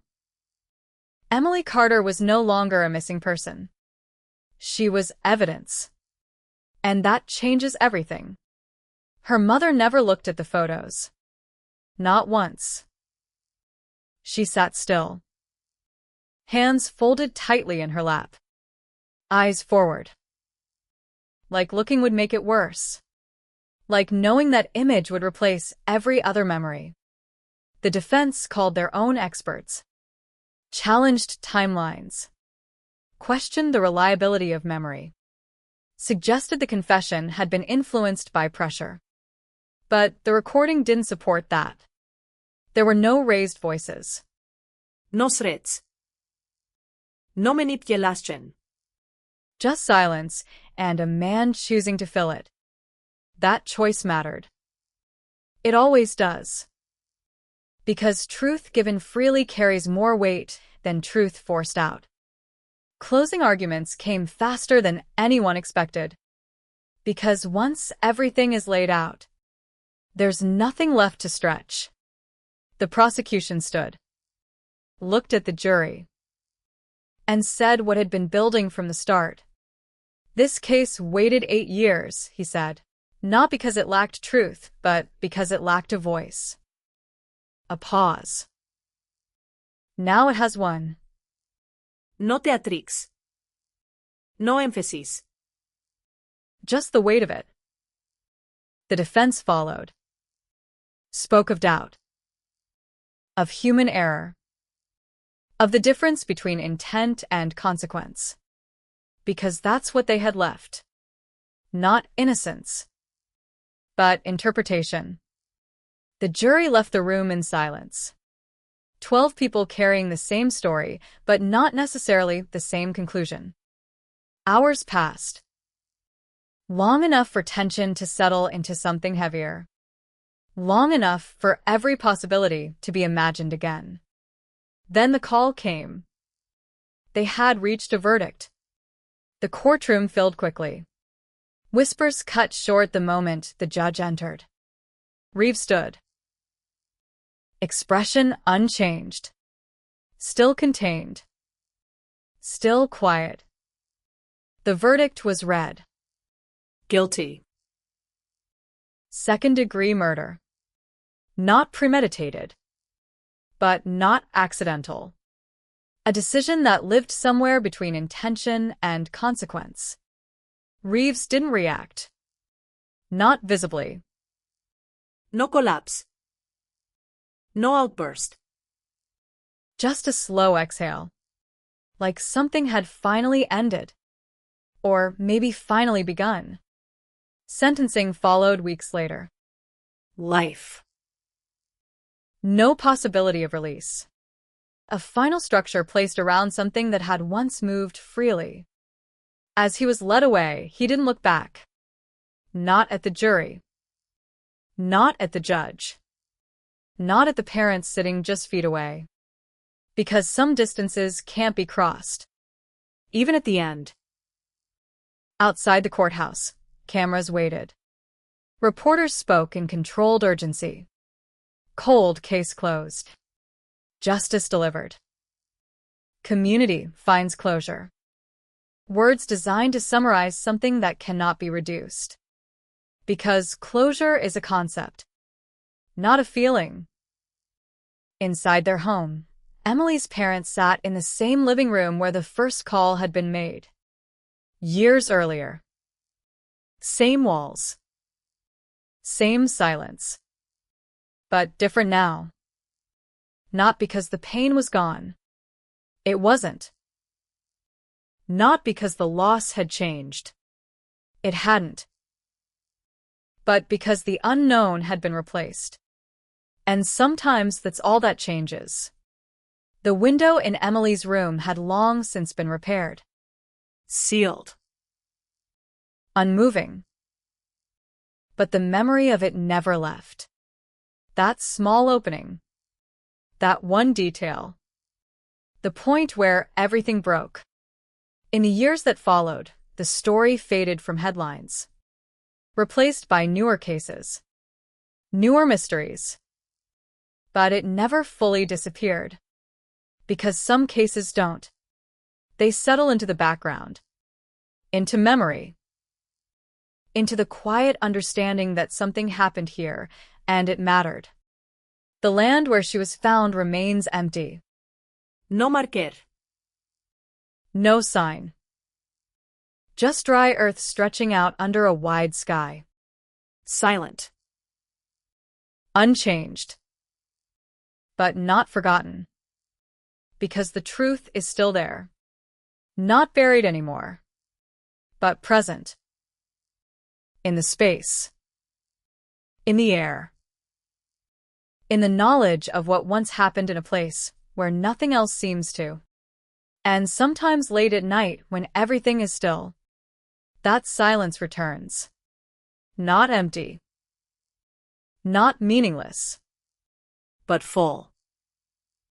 Full of everything that was lost. Everything that was hidden. Everything that finally was brought into the light. And even then, even with the confession, even with the verdict, even with the ending written in court records and archived in files, there is still one thing that remains. That moment. 2:17 a.m. A window slightly open. A scream that no one heard. And the kind of silence that follows when something disappears. And leaves the world forever changed. California 2003 cold case reopened. Missing girl mystery ends in stunning confession. Some cases end when the verdict is read. The courtroom empties. The cameras disappear. The headlines move on. But some cases never truly leave. They remain in the memories of the people who lived through them. In the streets where the search began. In the homes where families waited. In the minds of investigators who spent years chasing answers through darkness. The case of Emily Carter was one of those cases. Because solving a mystery does not erase what happened. It only changes the question. For 8 years, everyone asked the same thing. Where did Emily go? After the confession, the question became something else. How did nobody see it coming? That question haunted the community more than anything. Because Daniel Reeves was not a stranger from another world. He wasn't a name that appeared from nowhere. He was someone who existed quietly in the same place. Walking the same streets. Passing the same houses. Living inside the same ordinary life everyone thought they understood. And that was the part people struggled with. The idea that danger had not arrived from somewhere far away. It had been nearby all along. After the trial ended, investigators continued reviewing every piece of evidence. Not because they doubted the verdict, but because cold cases leave scars. And scars have memories. Detectives returned to old reports. Old interviews.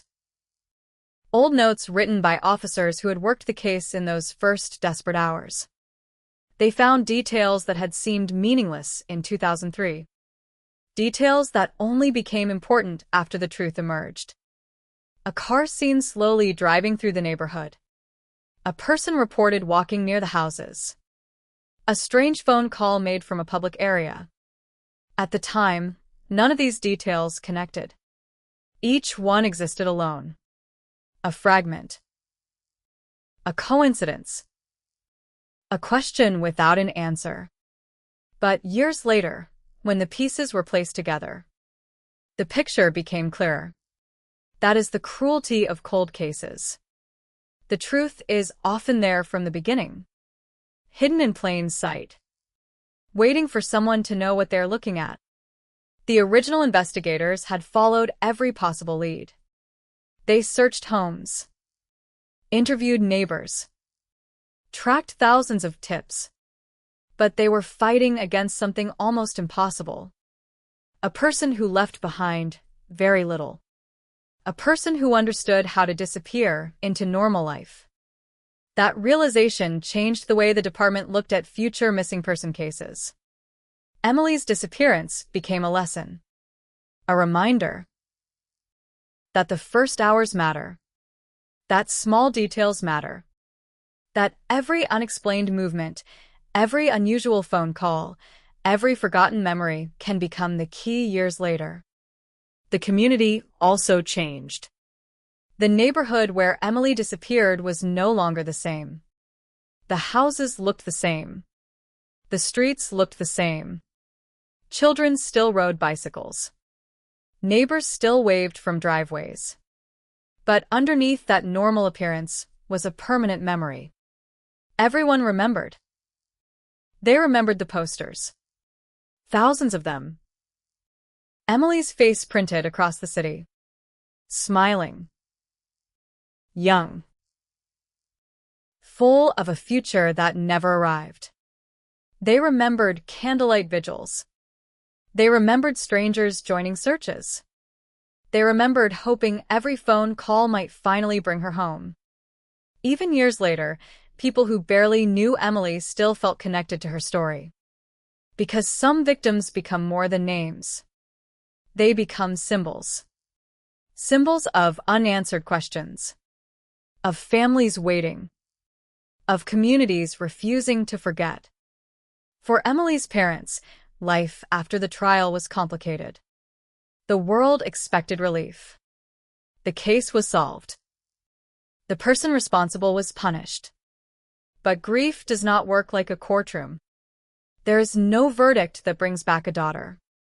No sentence that restores lost years. No confession that repairs an empty bedroom. The truth gave them answers. But answers can hurt too. Because sometimes not knowing is painful. But knowing exactly what happened can be even heavier. The room where Emily once slept remained a place filled with memories.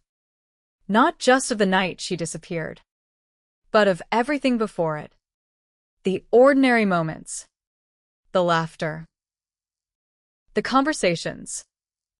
The small things people only realize are precious after they are gone. A favorite song. A school project. A jacket left hanging on a chair. Things that seem meaningless until they become the last pieces of someone's life. Meanwhile, Daniel Reeves began his sentence inside prison walls.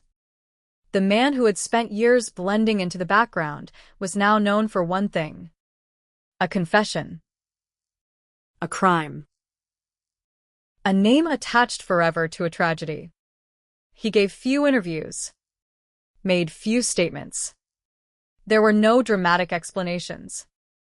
No attempt to rewrite history. Just silence. The same silence that had surrounded the case for so long. But investigators knew something important. Silence does not always mean nothing is happening. Sometimes silence is where secrets survive. The confession also raised another disturbing question. Were there other victims? It is a question investigators ask whenever a person commits a crime that appears carefully controlled. They examined old missing person reports, reviewed unsolved cases, compared timelines, looked for patterns. Nothing confirmed. No additional cases connected. But the possibility remained. Because the unknown is always the hardest part of any investigation. Even after answers arrive. Years after the trial, detectives involved in the case spoke about one thing repeatedly. The window. That small open window. The detail that became the center of everything. Because crime scenes often contain thousands of details. Most meaningless. Most forgotten. But occasionally one detail survives. One piece refuses to disappear. And that piece becomes the bridge between the past and the truth. The Emily Carter case was never solved because of one person. It was solved because years of work created a foundation. A neighbor's memory. A phone record. A forensic breakthrough. A detective willing to reopen an old file. A piece of evidence that technology finally understood. Cold cases are rarely solved by one miracle. They're solved by persistence. By people refusing to accept that unanswered means unsolvable. That became Emily's legacy. Not the crime. Not the person who took her. But the determination to keep searching. The case also changed conversations around missing children. Families became more aware. Communities became more prepared. Law enforcement agencies expanded databases and improved cooperation. Because every cold case represents a person. Not just a file number. Not just a headline. A person. Someone who had a favorite food. A favorite song. A dream for the future. Someone who mattered before the world knew their name. And Emily mattered. That was the message repeated every year after the case closed. She mattered. Her life mattered. Her story mattered. The years of searching mattered. The questions mattered. Because forgetting is another kind of disappearance. And Emily Carter was never forgotten. Even after the cameras left. Even after the headlines faded. Even after the courtroom doors closed. Her story remained. A reminder of how fragile ordinary nights can be. How quickly a familiar street can become the center of a nightmare. And how, sometimes after years of darkness, the truth finally finds a way back. Not loudly. Not dramatically. But slowly. Piece by piece. Until one day the silence breaks. And the world finally hears what happened. The case that began with a missing girl ended with an answer. But the memory of that night remained forever. A quiet neighborhood, a dark street, a slightly open window, and a question that haunted California for 8 years. Until the cold case was no longer cold. Until the mystery was no longer a mystery. Until the truth finally stepped out of the shadows. California 2003 cold case reopened. Missing girl mystery ends in stunning confession. Years after the verdict, the name Emily Carter still carried a strange kind of silence. Not the silence of an unsolved mystery. Not the silence of unanswered questions. A different kind. The silence that comes after the truth is finally known. Because sometimes the hardest part of a tragedy is not discovering what happened. It is learning how to live with the answer. For the people of that California neighborhood, the case had become part of their identity. Everyone remembered where they were when Emily disappeared. They remembered the flashing police lights reflecting off quiet streets. They remembered volunteers walking through fields with flashlights. They remembered faces on missing posters slowly fading from telephone poles. They remembered the feeling that the entire community was holding its breath. And then they remembered the day that breath finally stopped. The day the confession came. The day an 8-year-old question received an answer nobody wanted. But even after justice was delivered, investigators knew something remained unfinished. Because solving a case is not the same as understanding it. And understanding why something happened can be the most difficult part of all. Detectives returned one final time to the timeline. Not to find new evidence, but to understand the moments before everything changed. The hours before Emily vanished. The small decisions. The ordinary actions. The last pieces of a normal evening. Emily had lived a life built around routine. School. Homework. Friends. Family. The predictable rhythm of a teenager growing up. Nothing about that night suggested that it would become the final night anyone would see her alive. That was what made it terrifying. There was no warning. No obvious danger. No dramatic sign that something was about to happen. Just an ordinary evening. And then... nothing. Investigators often say the most dangerous moments are the ones people never notice. Because everyone searches for something unusual. Something suspicious. Something that feels wrong. But sometimes the person responsible hides inside the ordinary. They become background. A face in a crowd. A passing car. A neighbor nobody remembers. That was the reality of Daniel Reeves. For years, people tried to understand him. Not because understanding would excuse anything. It wouldn't.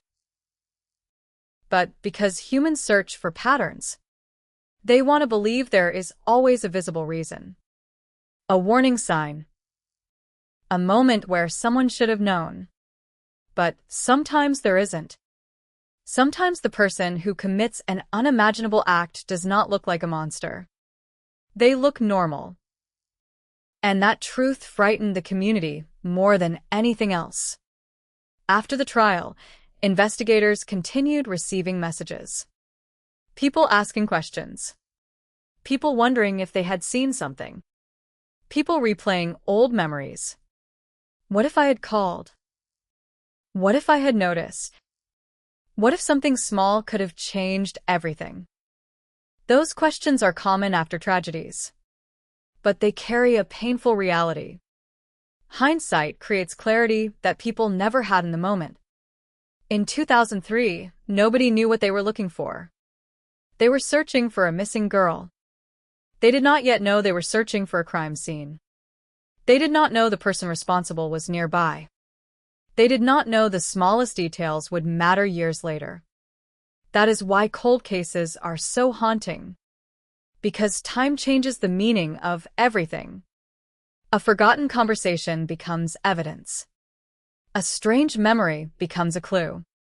A detail ignored becomes the center of the investigation. The past waits. Quietly. Until the right moment arrives. Forensic technology played a major role in bringing Emily's case back. The evidence that had once been too weak became meaningful years later. The same piece of information existed all along. The difference was technology. And patience. That became one of the most important lessons from the case. A cold case is not always a dead case. Sometimes it is simply waiting for the world to catch up. New detectives assigned to old files often describe the experience differently from active investigations. Active cases move quickly. There is urgency. Noise. Constant activity. Cold cases are different. They're quiet. They require patience. They require sitting with unanswered questions for months. Sometimes years. They require believing that somewhere inside thousands of pages of reports, the truth is still hiding. The investigators who reopened Emily's file understood that. They were not chasing fame. They were not looking for headlines. They were looking for one thing. A name. A location. A reason. They wanted to give Emily something every victim deserves. A complete story. Not a disappearance. Not a mystery. A story. Because behind every cold case headline is a person whose life existed before the tragedy. Emily was not born as a case file. She was not a photograph on a missing poster. She was a daughter. A student. A friend. A person with dreams. That was something investigators repeated often. The victim must never become smaller than the crime. The crime creates headlines. But the person creates meaning. Years after the case closed, the neighborhood continued to change. New families moved in. New children played outside. New people walked the same streets without knowing what happened there. But some places remember. The house where Emily disappeared remained a quiet reminder. Not a place of fear. A place of memory. A reminder that ordinary moments matter. Because the last normal night of someone's life often looks exactly like every other night. Nobody knows when a goodbye will become permanent. Nobody knows when a routine will become a final memory. That uncertainty is what makes cases like Emily's so powerful. They force people to look differently at the world around them. To pay attention. To care. To understand that every person carries a story. And every story matters. Daniel Reeves eventually became a permanent part of the case history. His confession closed the investigation. But it did not define Emily. That distinction became important. Because criminals often take away more than a life. They try to take away identity. They reduce someone to the moment when everything went wrong. But Emily's story was bigger. Much bigger. The years before that night mattered. The people who loved her mattered. The memories she left behind mattered. And that was what remained. Not the darkness. Not the crime. The person. As the years passed, the phrase cold case continued appearing in documentaries and discussions about the investigation. But the meaning changed. At first, it represented failure. A mystery nobody could solve. A family waiting without answers. A file gathering dust. Later, it represented something else. Persistence. The belief that time does not erase truth. It only delays discovery. The case of Emily Carter became proof of that. A reminder that evidence can survive. That memories can return. that technology can reveal what was hidden, and that even after years of silence, someone is still listening. Somewhere, someone is still searching. Somewhere, a forgotten detail is still waiting. The night Emily disappeared began with uncertainty. A missing girl. An open window. A neighborhood searching for answers. But years later, it ended with something different. A confession. A courtroom. A truth finally spoken. The mystery was gone. But the memory remained. Because some stories do not end when the case closes. They continue. In the lives changed by them. In the lessons learned. In the promise that no victim should ever become forgotten. And in the quiet understanding that behind every cold case, there is a person waiting to be found. Waiting for their story to be told. Waiting for the world to remember. Emily Carter was never just a headline. She was never just a mystery. She was someone who mattered. And after years hidden in darkness, the truth finally brought her name back into the light. California 2003 cold case reopened. Missing girl mystery ends in stunning confession.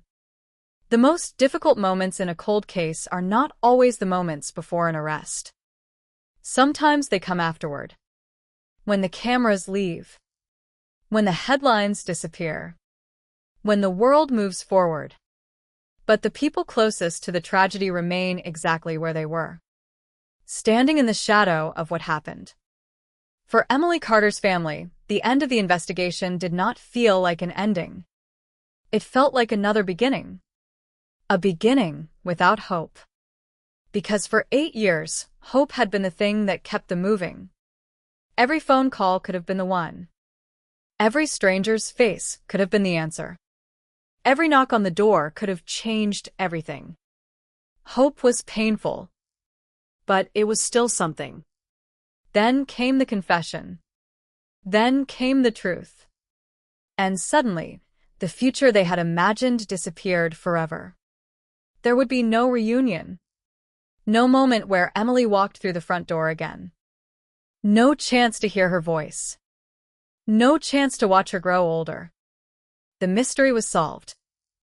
But the loss became permanent. That is the complicated reality of justice. Justice can answer questions. But it cannot reverse time. It cannot return someone who is gone.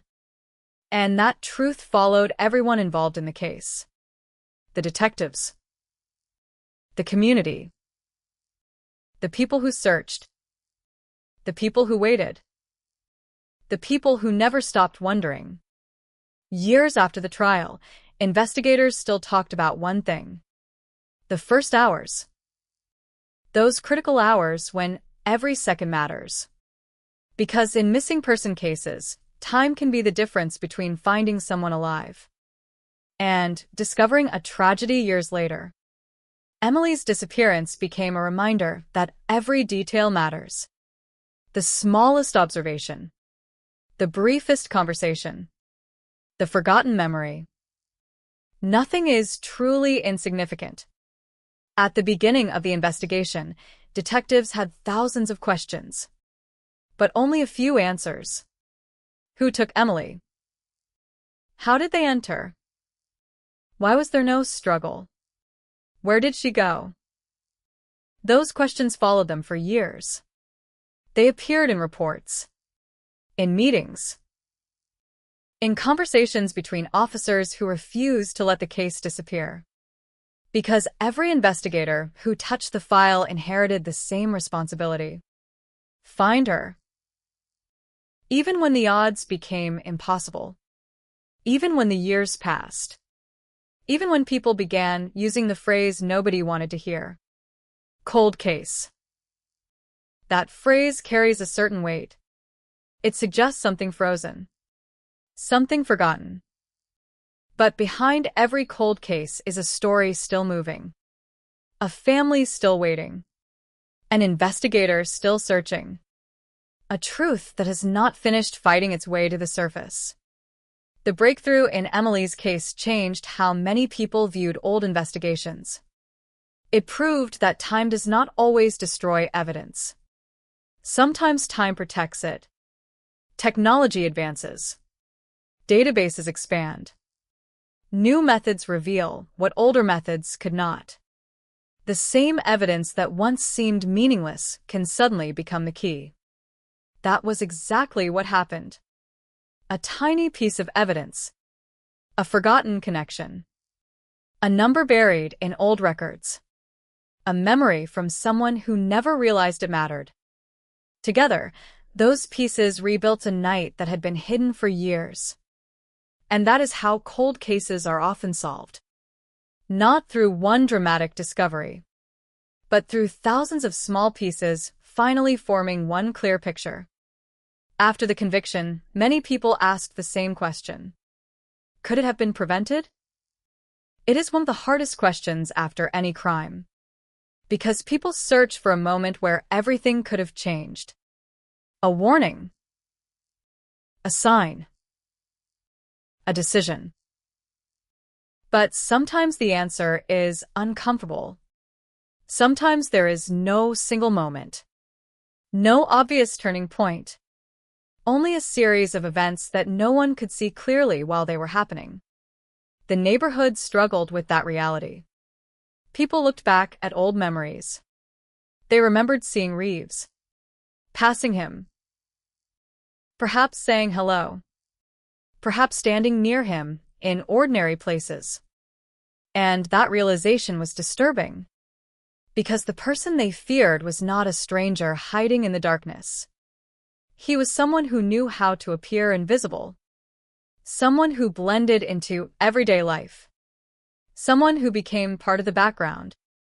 And sometimes the background is where the most difficult truths hide. For law enforcement, the case became a powerful example of persistence. The detectives involved knew that many families never receive answers.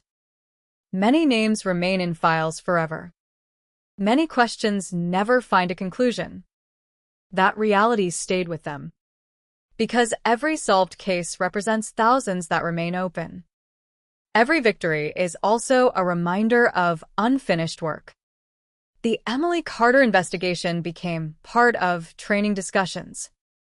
Not because of the crime itself, but because of the process. The importance of preserving evidence. The importance of listening to families. The importance of returning to old files with fresh eyes. Because sometimes the difference between an unsolved case and a solved one is simply someone willing to look again. Years later, some investigators returned to the original crime scene. Not officially. Not as part of an active investigation.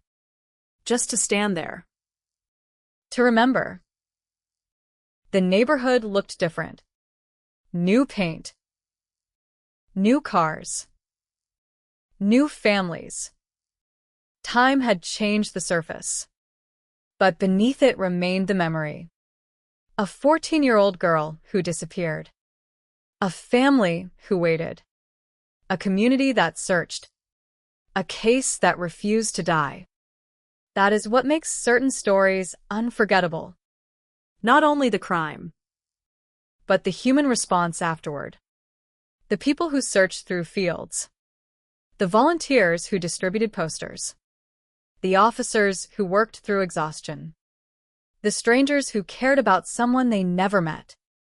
For a brief moment, an entire community became connected by one name. Emily. And even after the case ended, that connection remained. The story also raised difficult conversations about memory. How much do people remember?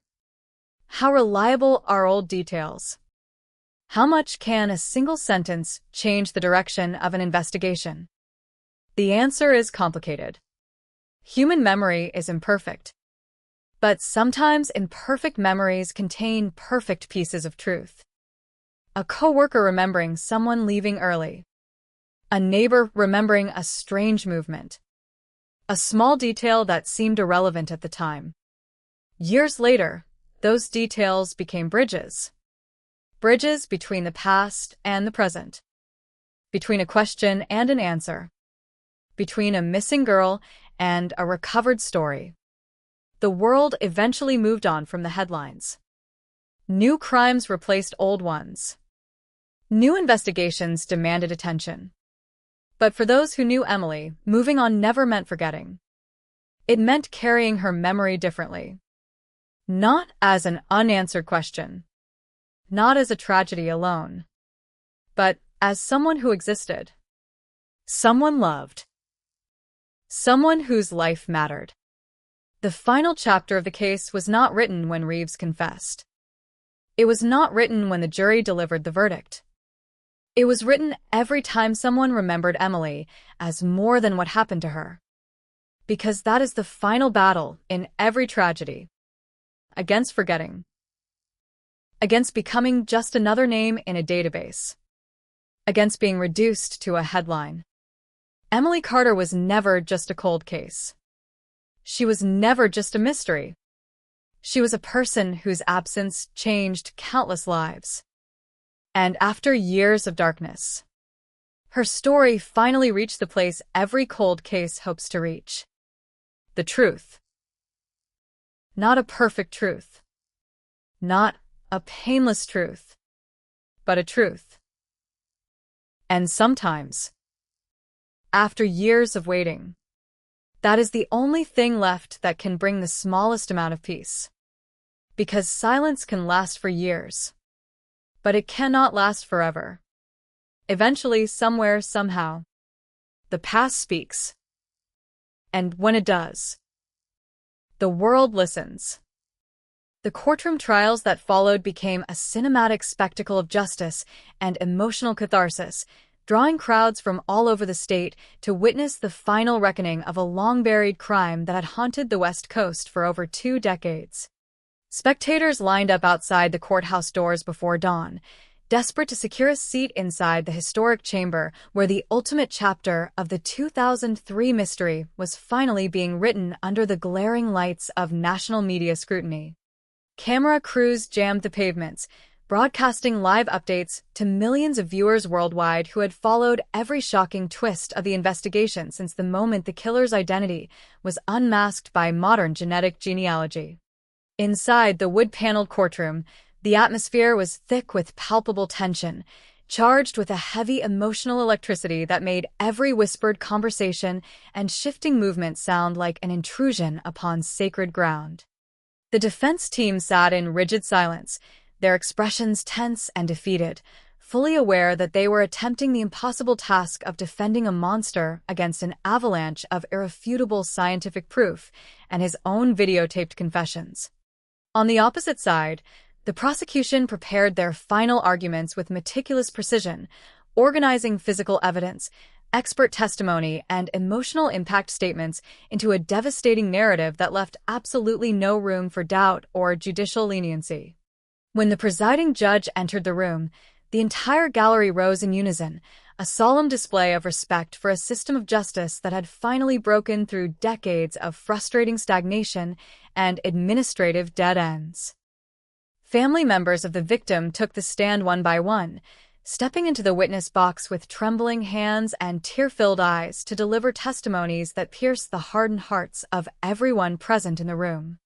They recounted the agonizing void left behind by the sudden disappearance, painting a vivid, heartbreaking portrait of a vibrant young girl whose dreams, laughter, and future were violently stolen away on a warm July night in 2003. Mothers, fathers, and siblings spoke of the endless empty holidays, the agonizing milestones missed, the phantom footsteps heard in empty hallways, and the crushing weight of a grief that had refused to fade with the passing years. Every word uttered by the grieving relatives served as a poignant reminder that behind the cold statistics of a cold case file lay a human soul deeply cherished, a life of infinite potential abruptly snuffed out by senseless malice. The courtroom wept openly as old photographs of the victim were displayed on large overhead screens, capturing her infectious smile, her bright eyes, and her innocent enthusiasm for life, contrasting sharply with the grim reality of the courtroom proceedings. The defense attorneys offered no cross-examination for the family members, wisely recognizing that challenging grieving relatives would only accelerate a catastrophic public backlash and alienate the jury completely. Following the emotional testimony of the victims' loved ones, the prosecution called upon the lead forensic experts and the retired detective whose relentless, solitary obsession had single-handedly resurrected the dormant investigation. The aging investigator took the stand with a quiet dignity, recounting the grueling years he spent staring at the case files, wrestling with the guilt of having failed to find the truth when the trail was still warm in the early 2000s. He explained how the tiny, overlooked fiber on the windowsill had remained preserved like a microscopic time capsule, waiting patiently for the technological evolution that would eventually unlock its devastating secret. The courtroom hung onto his every word as he detailed the moment the DNA database flashed a positive identification, connecting the microscopic trace directly to the unassuming neighbor who had lived just down the street. The technical experts followed with stunning visual presentations, utilizing 3D digital reconstructions of the crime scene, DNA probability charts, and spatial mapping to prove mathematically that the defendant was inside the victim's bedroom during the critical window of the abduction. Every argument presented by the state was an absolute masterpiece of modern investigative science, interlocking like the pieces of a complex puzzle designed to corner a predator with nowhere left to run. Sensing the hopelessness of their position, the defense attempted a desperate legal maneuver, trying to cast doubt on the chain of custody regarding the physical evidence gathered back in 2003. Their lead attorney argued passionately about potential environmental contamination, degradation over time, and the handling procedures of an era before modern touch DNA protocols were standardized across local police departments.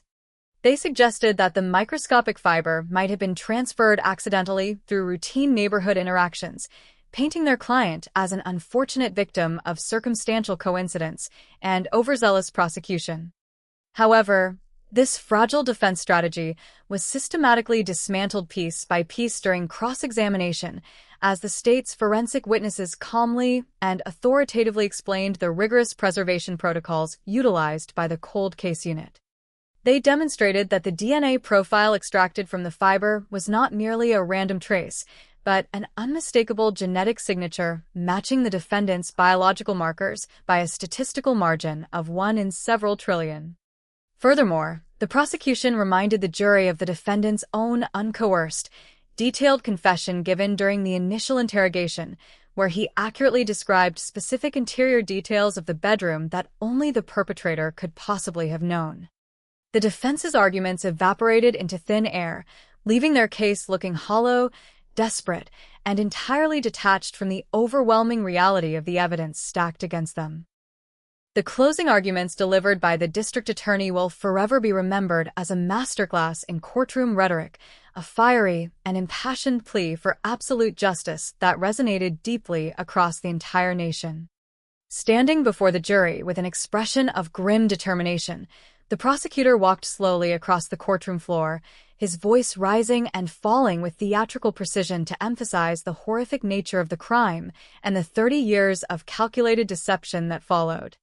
He reminded the court that the defendant had not only stolen a young girl's life, but had also stolen her family's peace of mind, hiding behind a facade of neighborhood respectability while knowing the horrific truth all along.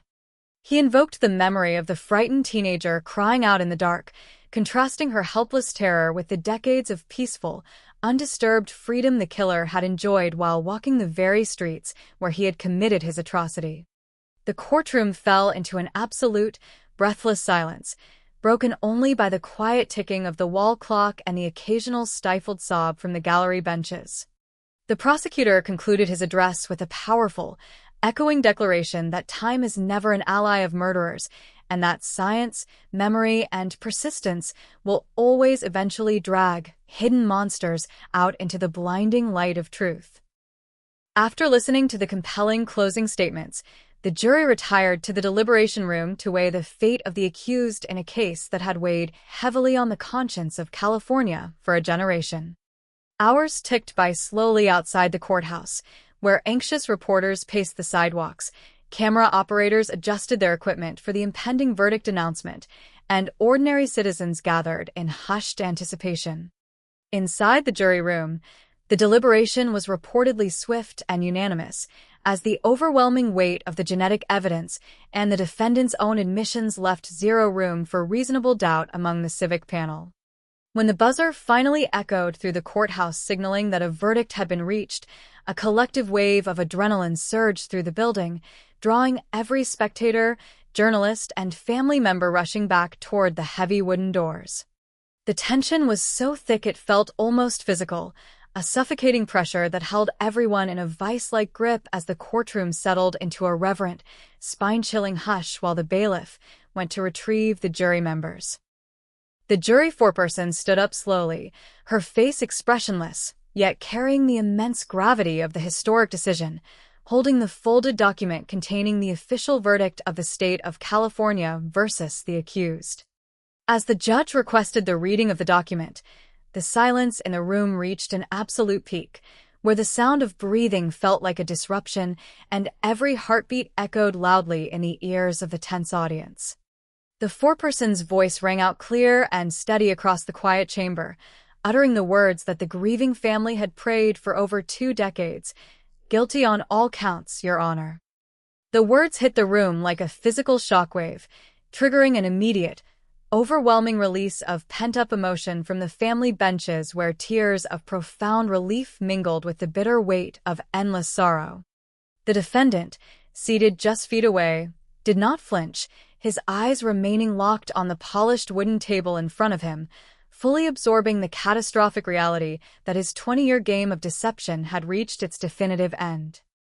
The judge wasted no time in proceeding to the sentencing phase, recognizing the extraordinary gravity of the crimes and the decades of psychological agony inflicted upon the victim's family and the surrounding community.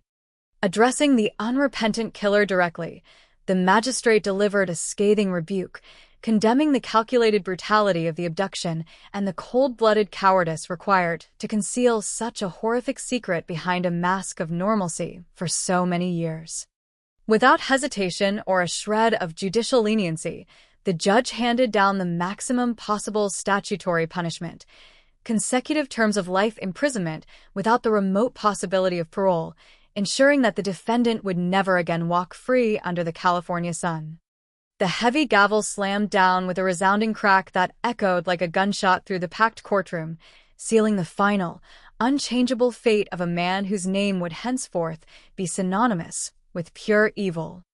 The sharp, metallic click of handcuffs snapping shut around the killer's wrists sounded immediately afterward, as armed bailiffs quickly stepped forward to escort him away from the public eye and down toward the subterranean holding cells. As the convicted killer was led away through the back corridors of the courthouse, his head bowed and his shoulders slumped under the crushing burden of his permanent damnation, the gallery erupted into a quiet, respectful display of emotional closure.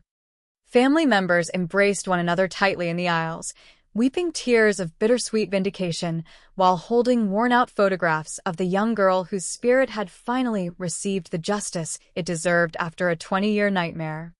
Outside the building, the media frenzy exploded into a flurry of live broadcasts, flashing camera strobes, and urgent commentary analyzing every detail of the landmark trial that had just rewritten the rules of cold case investigations. Experts on television networks hailed the verdict as a historic triumph for genetic genealogy and modern forensics, proving to law enforcement agencies across the globe that no case is ever truly hopeless as long as microscopic traces of evidence are preserved. Yet, beneath the roaring waves of public euphoria and media triumph, a quiet, melancholic understanding lingered in the air, reminding everyone that no prison sentence, no matter how harsh, could ever reverse the tragic clock of 2003 or restore the stolen years to a family forever marked by irreplaceable loss. The heavy metal gates of the maximum security prison slammed shut with a bone-chilling, echoing clang that reverberated through the barren, concrete corridors, signaling the absolute and irreversible end of the killer's life in the outside world. Stripped of his civilian clothes, his personal belongings, and the comfortable suburban anonymity he had cowardly cultivated for 2 decades, the convicted murderer stood shivering in the sterile, fluorescent-lit intake room, clad in the stark orange jumpsuit of a lifelong inmate. His aging hands, which once trembled as they signed neighborhood petitions and held cups of coffee at community gatherings, were now cuffed securely to a waist chain, bound tightly by the unforgiving apparatus of the penal system he had so long evaded. The intake guards processed him with cold, mechanical efficiency, completely indifferent to his notorious past, reducing his identity to a string of numbers stamped onto an institutional ID badge. As he was led down the subterranean labyrinth of steel doors and wire mesh partitions toward his permanent cell block, the suffocating reality of his permanent damnation finally settled into his bones, heavy and inescapable. There would be no more morning walks down sunlit California streets, no more polite nods to unsuspecting neighbors, and no more hiding behind the comforting shield of an unpunished secret. Every step he took echoed against the damp concrete floor like a judge's gavel beating out a relentless rhythm of retribution, marking the exact moment the universe balanced its ledger after 20 years of agonizing silence. His new home was a tiny, windowless cell measuring barely 6 by 9 feet, dominated by a bolted steel bunk, a rudimentary stainless steel toilet and sink combination, and thick cinderblock walls painted in a depressing shade of institutional gray. The heavy iron door featured only a narrow, vertical slot through which meals were shoved and mail was occasionally passed, completely cutting him off from the vibrant world of sunlight, open horizons, and natural air that he had taken for granted for so long. Sitting down on the edge of the stiff mattress, the killer stared blankly at the opposing wall, where the harsh glare of an overhead security light buzzed with a low, maddening frequency that seemed specifically engineered to strip away whatever sanity he had left. In this profound isolation, stripped of all distractions, television screens, and human comforts, the terrifying silence of the cell became an active tormentor, dragging his mind kicking and screaming back to that fateful summer night in 2003. Without warning, the psychological defenses he had meticulously constructed over 20 years began to crumble away like dry sand, unleashing a torrent of intrusive memories he could no longer suppress or control. He saw again the terror in the young victim's eyes, heard the muffled echoes of her desperate struggles in the dark, and relived the blind panic of hiding her remains in the desolate ravine miles outside the city limits. The terrifying truth of what he had done pressed down on his chest like a crushing physical weight, turning every breath in the confined space into an exhausting, agonizing chore of survival. Outside the prison walls, however, the world was rapidly turning a historic page, as the monumental conclusion of the California cold case sent shockwaves rippling across international law enforcement agencies and academic institutions alike. Criminology departments at prestigious universities immediately added the 2003 investigation to their core curriculums, using it as a groundbreaking case study to illustrate the revolutionary power of modern genetic genealogy and touch DNA sequencing. Professors stood before packed lecture halls of aspiring detectives, breaking down how a single, microscopic fiber left on a dusty windowsill could remain dormant for decades before unleashing a chain reaction that brought a hidden predator to justice. Investigative podcasts, true crime documentary series, and investigative journalists scrambled to produce comprehensive retrospectives chronicling the tireless efforts of the cold case unit and the brilliant, methodical science that ultimately cracked the code of silence. Public forums and social media networks buzzed with intense discussions about the fragility of community safety, marveling at how easily a monster could blend into everyday suburban life while hiding a horrific secret in plain sight. Law enforcement departments nationwide reported a massive surge in public tips and inquiries from families of missing persons, galvanized by the stunning California breakthrough and demanding that their own unsolved local cold cases receive the same aggressive, science-driven re-examination. The legacy of the case transformed instantly from a tragic local mystery into a shining beacon of hope, proving definitively to cynical observers and grieving relatives everywhere that technological progress had forever altered the landscape of criminal justice. In the quiet, leafy suburbs where the tragedy had originally unfolded over 20 years prior, the atmosphere among the local residents remained tense, reflective, and irrevocably altered by the shocking revelation. Neighbors who had lived side by side with the killer for decades walked their dogs past his former home in nervous silence, casting wary glances at the empty driveway and the overgrown lawn that now bore a permanent aura of dark infamy. Neighborhood association meetings frequently devolved into uneasy discussions about human nature, trust, and the terrifying realization that evil does not always wear a glaring warning label, but often hides behind polite smiles, well-manicured lawns, and quiet, unassuming behavior. Parents tightened their grips on their children's hands when walking to the nearby school bus stops, hyper-aware of their surroundings in a way they hadn't been since the chilling summer of 2003 shattered their collective innocence. The house itself sat abandoned and unsold, a boarded-up monument to suburban nightmares that local teenagers dared each other to approach after dark, whispering ghost stories about the dark deeds committed within its walls long before modern science dragged them into the blinding light. Yet, despite the lingering unease and the heavy sorrow that still hung like a shroud over the neighborhood, a profound sense of communal closure began to take root, allowing the healing process to finally begin after decades of being frozen in painful uncertainty. For the grieving family of the young victim, the weeks following the trial brought a strange, surreal transition into an existence defined no longer by desperate searching and unanswered questions, but by a quiet, heartbreaking peace. They gathered once more at the cemetery where a newly polished headstone now marked the physical return of their beloved daughter, placing vibrant bouquets of sunflowers and white lilies upon the cool stone surface. Standing together in the gentle California breeze, holding hands and sharing soft, tearful memories of the vibrant life cut so tragically short, they felt a tangible weight lift from their shoulders, knowing that her spirit was finally at rest and her killer was locked away forever. They spoke openly about her future, the college she never attended, the career she never pursued, the family she never got to raise, not with the bitter, burning anger of the past, but with a tender, enduring love that time and tragedy could never diminish.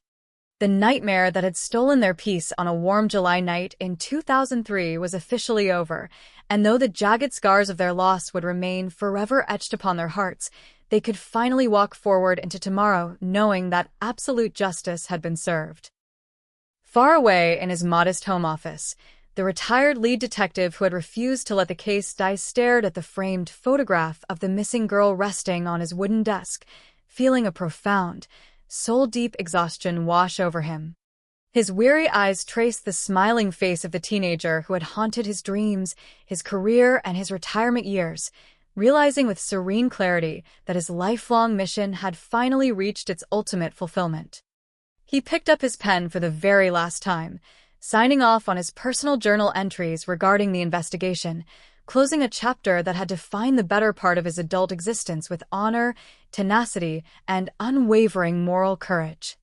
He knew better than anyone that the wheels of justice grind slowly, often testing the limits of human patience and endurance, but he also knew now, beyond the shadow of a doubt, that truth possesses an unstoppable momentum of its own. As he leaned back in his leather chair and gazed out the window at the brilliant California sunset painting the evening sky in shades of amber and violet, a gentle smile crossed his weathered face. The ghost that had haunted him for 20 years had finally found its way home, leaving behind a legacy of persistence that would inspire generations of investigators to come, proving once and for all that no darkness is deep enough to hide a secret from the relentless dawn of human truth and scientific brilliance. The final chapter of this dark and haunting California tragedy unfolds in the quiet, reflective twilight of history, sealing an era of pain, mystery, and eventual redemption. The sun dips below the horizon, casting long, dramatic shadows across the sun-bleached asphalt and the quiet suburban streets where the nightmare first began in the scorching summer of 2003. Decades have slipped away like sand through an open hand, yet the impact of these events remains permanently etched into the soul of the community, serving as a solemn reminder of how fragile safety can be when a predator lurks behind an ordinary facade. The house where the dark deed was committed stands silent and abandoned, its windows boarded up against the passing years, a haunting monument to a young life cut short and a secret kept for too long. But the oppressive cloud of uncertainty that once choked the neighborhood has finally lifted, replaced by an enduring sense of closure and the quiet assurance that justice, though agonizingly slow at times, eventually finds its way into the light. Inside the sterile confines of the maximum security prison, far away from the gentle coastal breezes and bright lights of California, the killer faces the infinite expanse of his remaining days in utter isolation. The initial shock of his dramatic arrest and the crushing blow of his life sentence have settled into a monotonous, soul-crushing routine that stretches out before him like an endless desert of gray concrete and steel bars. Stripped of his freedom, his comfort, and the elaborate web of lies he wove so carefully for 20 years, he spends his waking hours staring at the blank walls of his cell, haunted by the ghosts of his own making. The outside world has long since moved on, forgetting his name or casting it aside as a mere footnote in the darker chronicles of American crime, leaving him entirely alone with the deafening roar of his own conscience. Every meal, every clang of the iron door, and every patrol of the heavy-booted guards serves as a relentless reminder that his reign of deceit is over and that the universe has exacted its unyielding toll for the horrors he inflicted in the dark. The ripples of this groundbreaking case continue to resonate far beyond the prison walls, transforming the landscape of modern criminal investigations and leaving an indelible mark on the field of forensic science. Criminology experts, legal scholars, and investigative journalists continue to analyze the meticulous sequence of events that led from a forgotten fiber on a dusty windowsill to the stunning courtroom confession that broke a 20-year stalemate. Universities across the nation use the investigation as a masterclass in persistence, demonstrating to the next generation of detectives that no piece of evidence is truly worthless and that technological innovation can breathe new life into seemingly hopeless causes. Law enforcement agencies nationwide report a surge of renewed hope among families of long-term missing persons, inspired by the California breakthrough and demanding that their own unsolved cold cases receive the same aggressive, science-driven scrutiny. The legacy of the 2003 mystery has thus evolved from a localized tragedy into a powerful symbol of hope, proving definitively that time cannot serve as an eternal shield for those who commit heinous crimes against the innocent. In the hearts of the victim's grieving family, the passage of time brings a bittersweet blend of enduring sorrow and profound, hard-won peace that allows them to finally breathe after decades of holding their breath. They gather periodically at the serene hillside cemetery where a polished stone marker finally bears the true story of their beloved daughter, adorning the plot with fresh flowers and sharing gentle, tearful memories of her vibrant spirit. The agonizing questions that tortured them for 20 years, what happened, where was she, who could do such a thing, have all been brutally and conclusively answered, closing the agonizing loop of uncertainty that drained their lives of joy for so long. They no longer search the crowds for a familiar face or jump when the telephone rings late at night.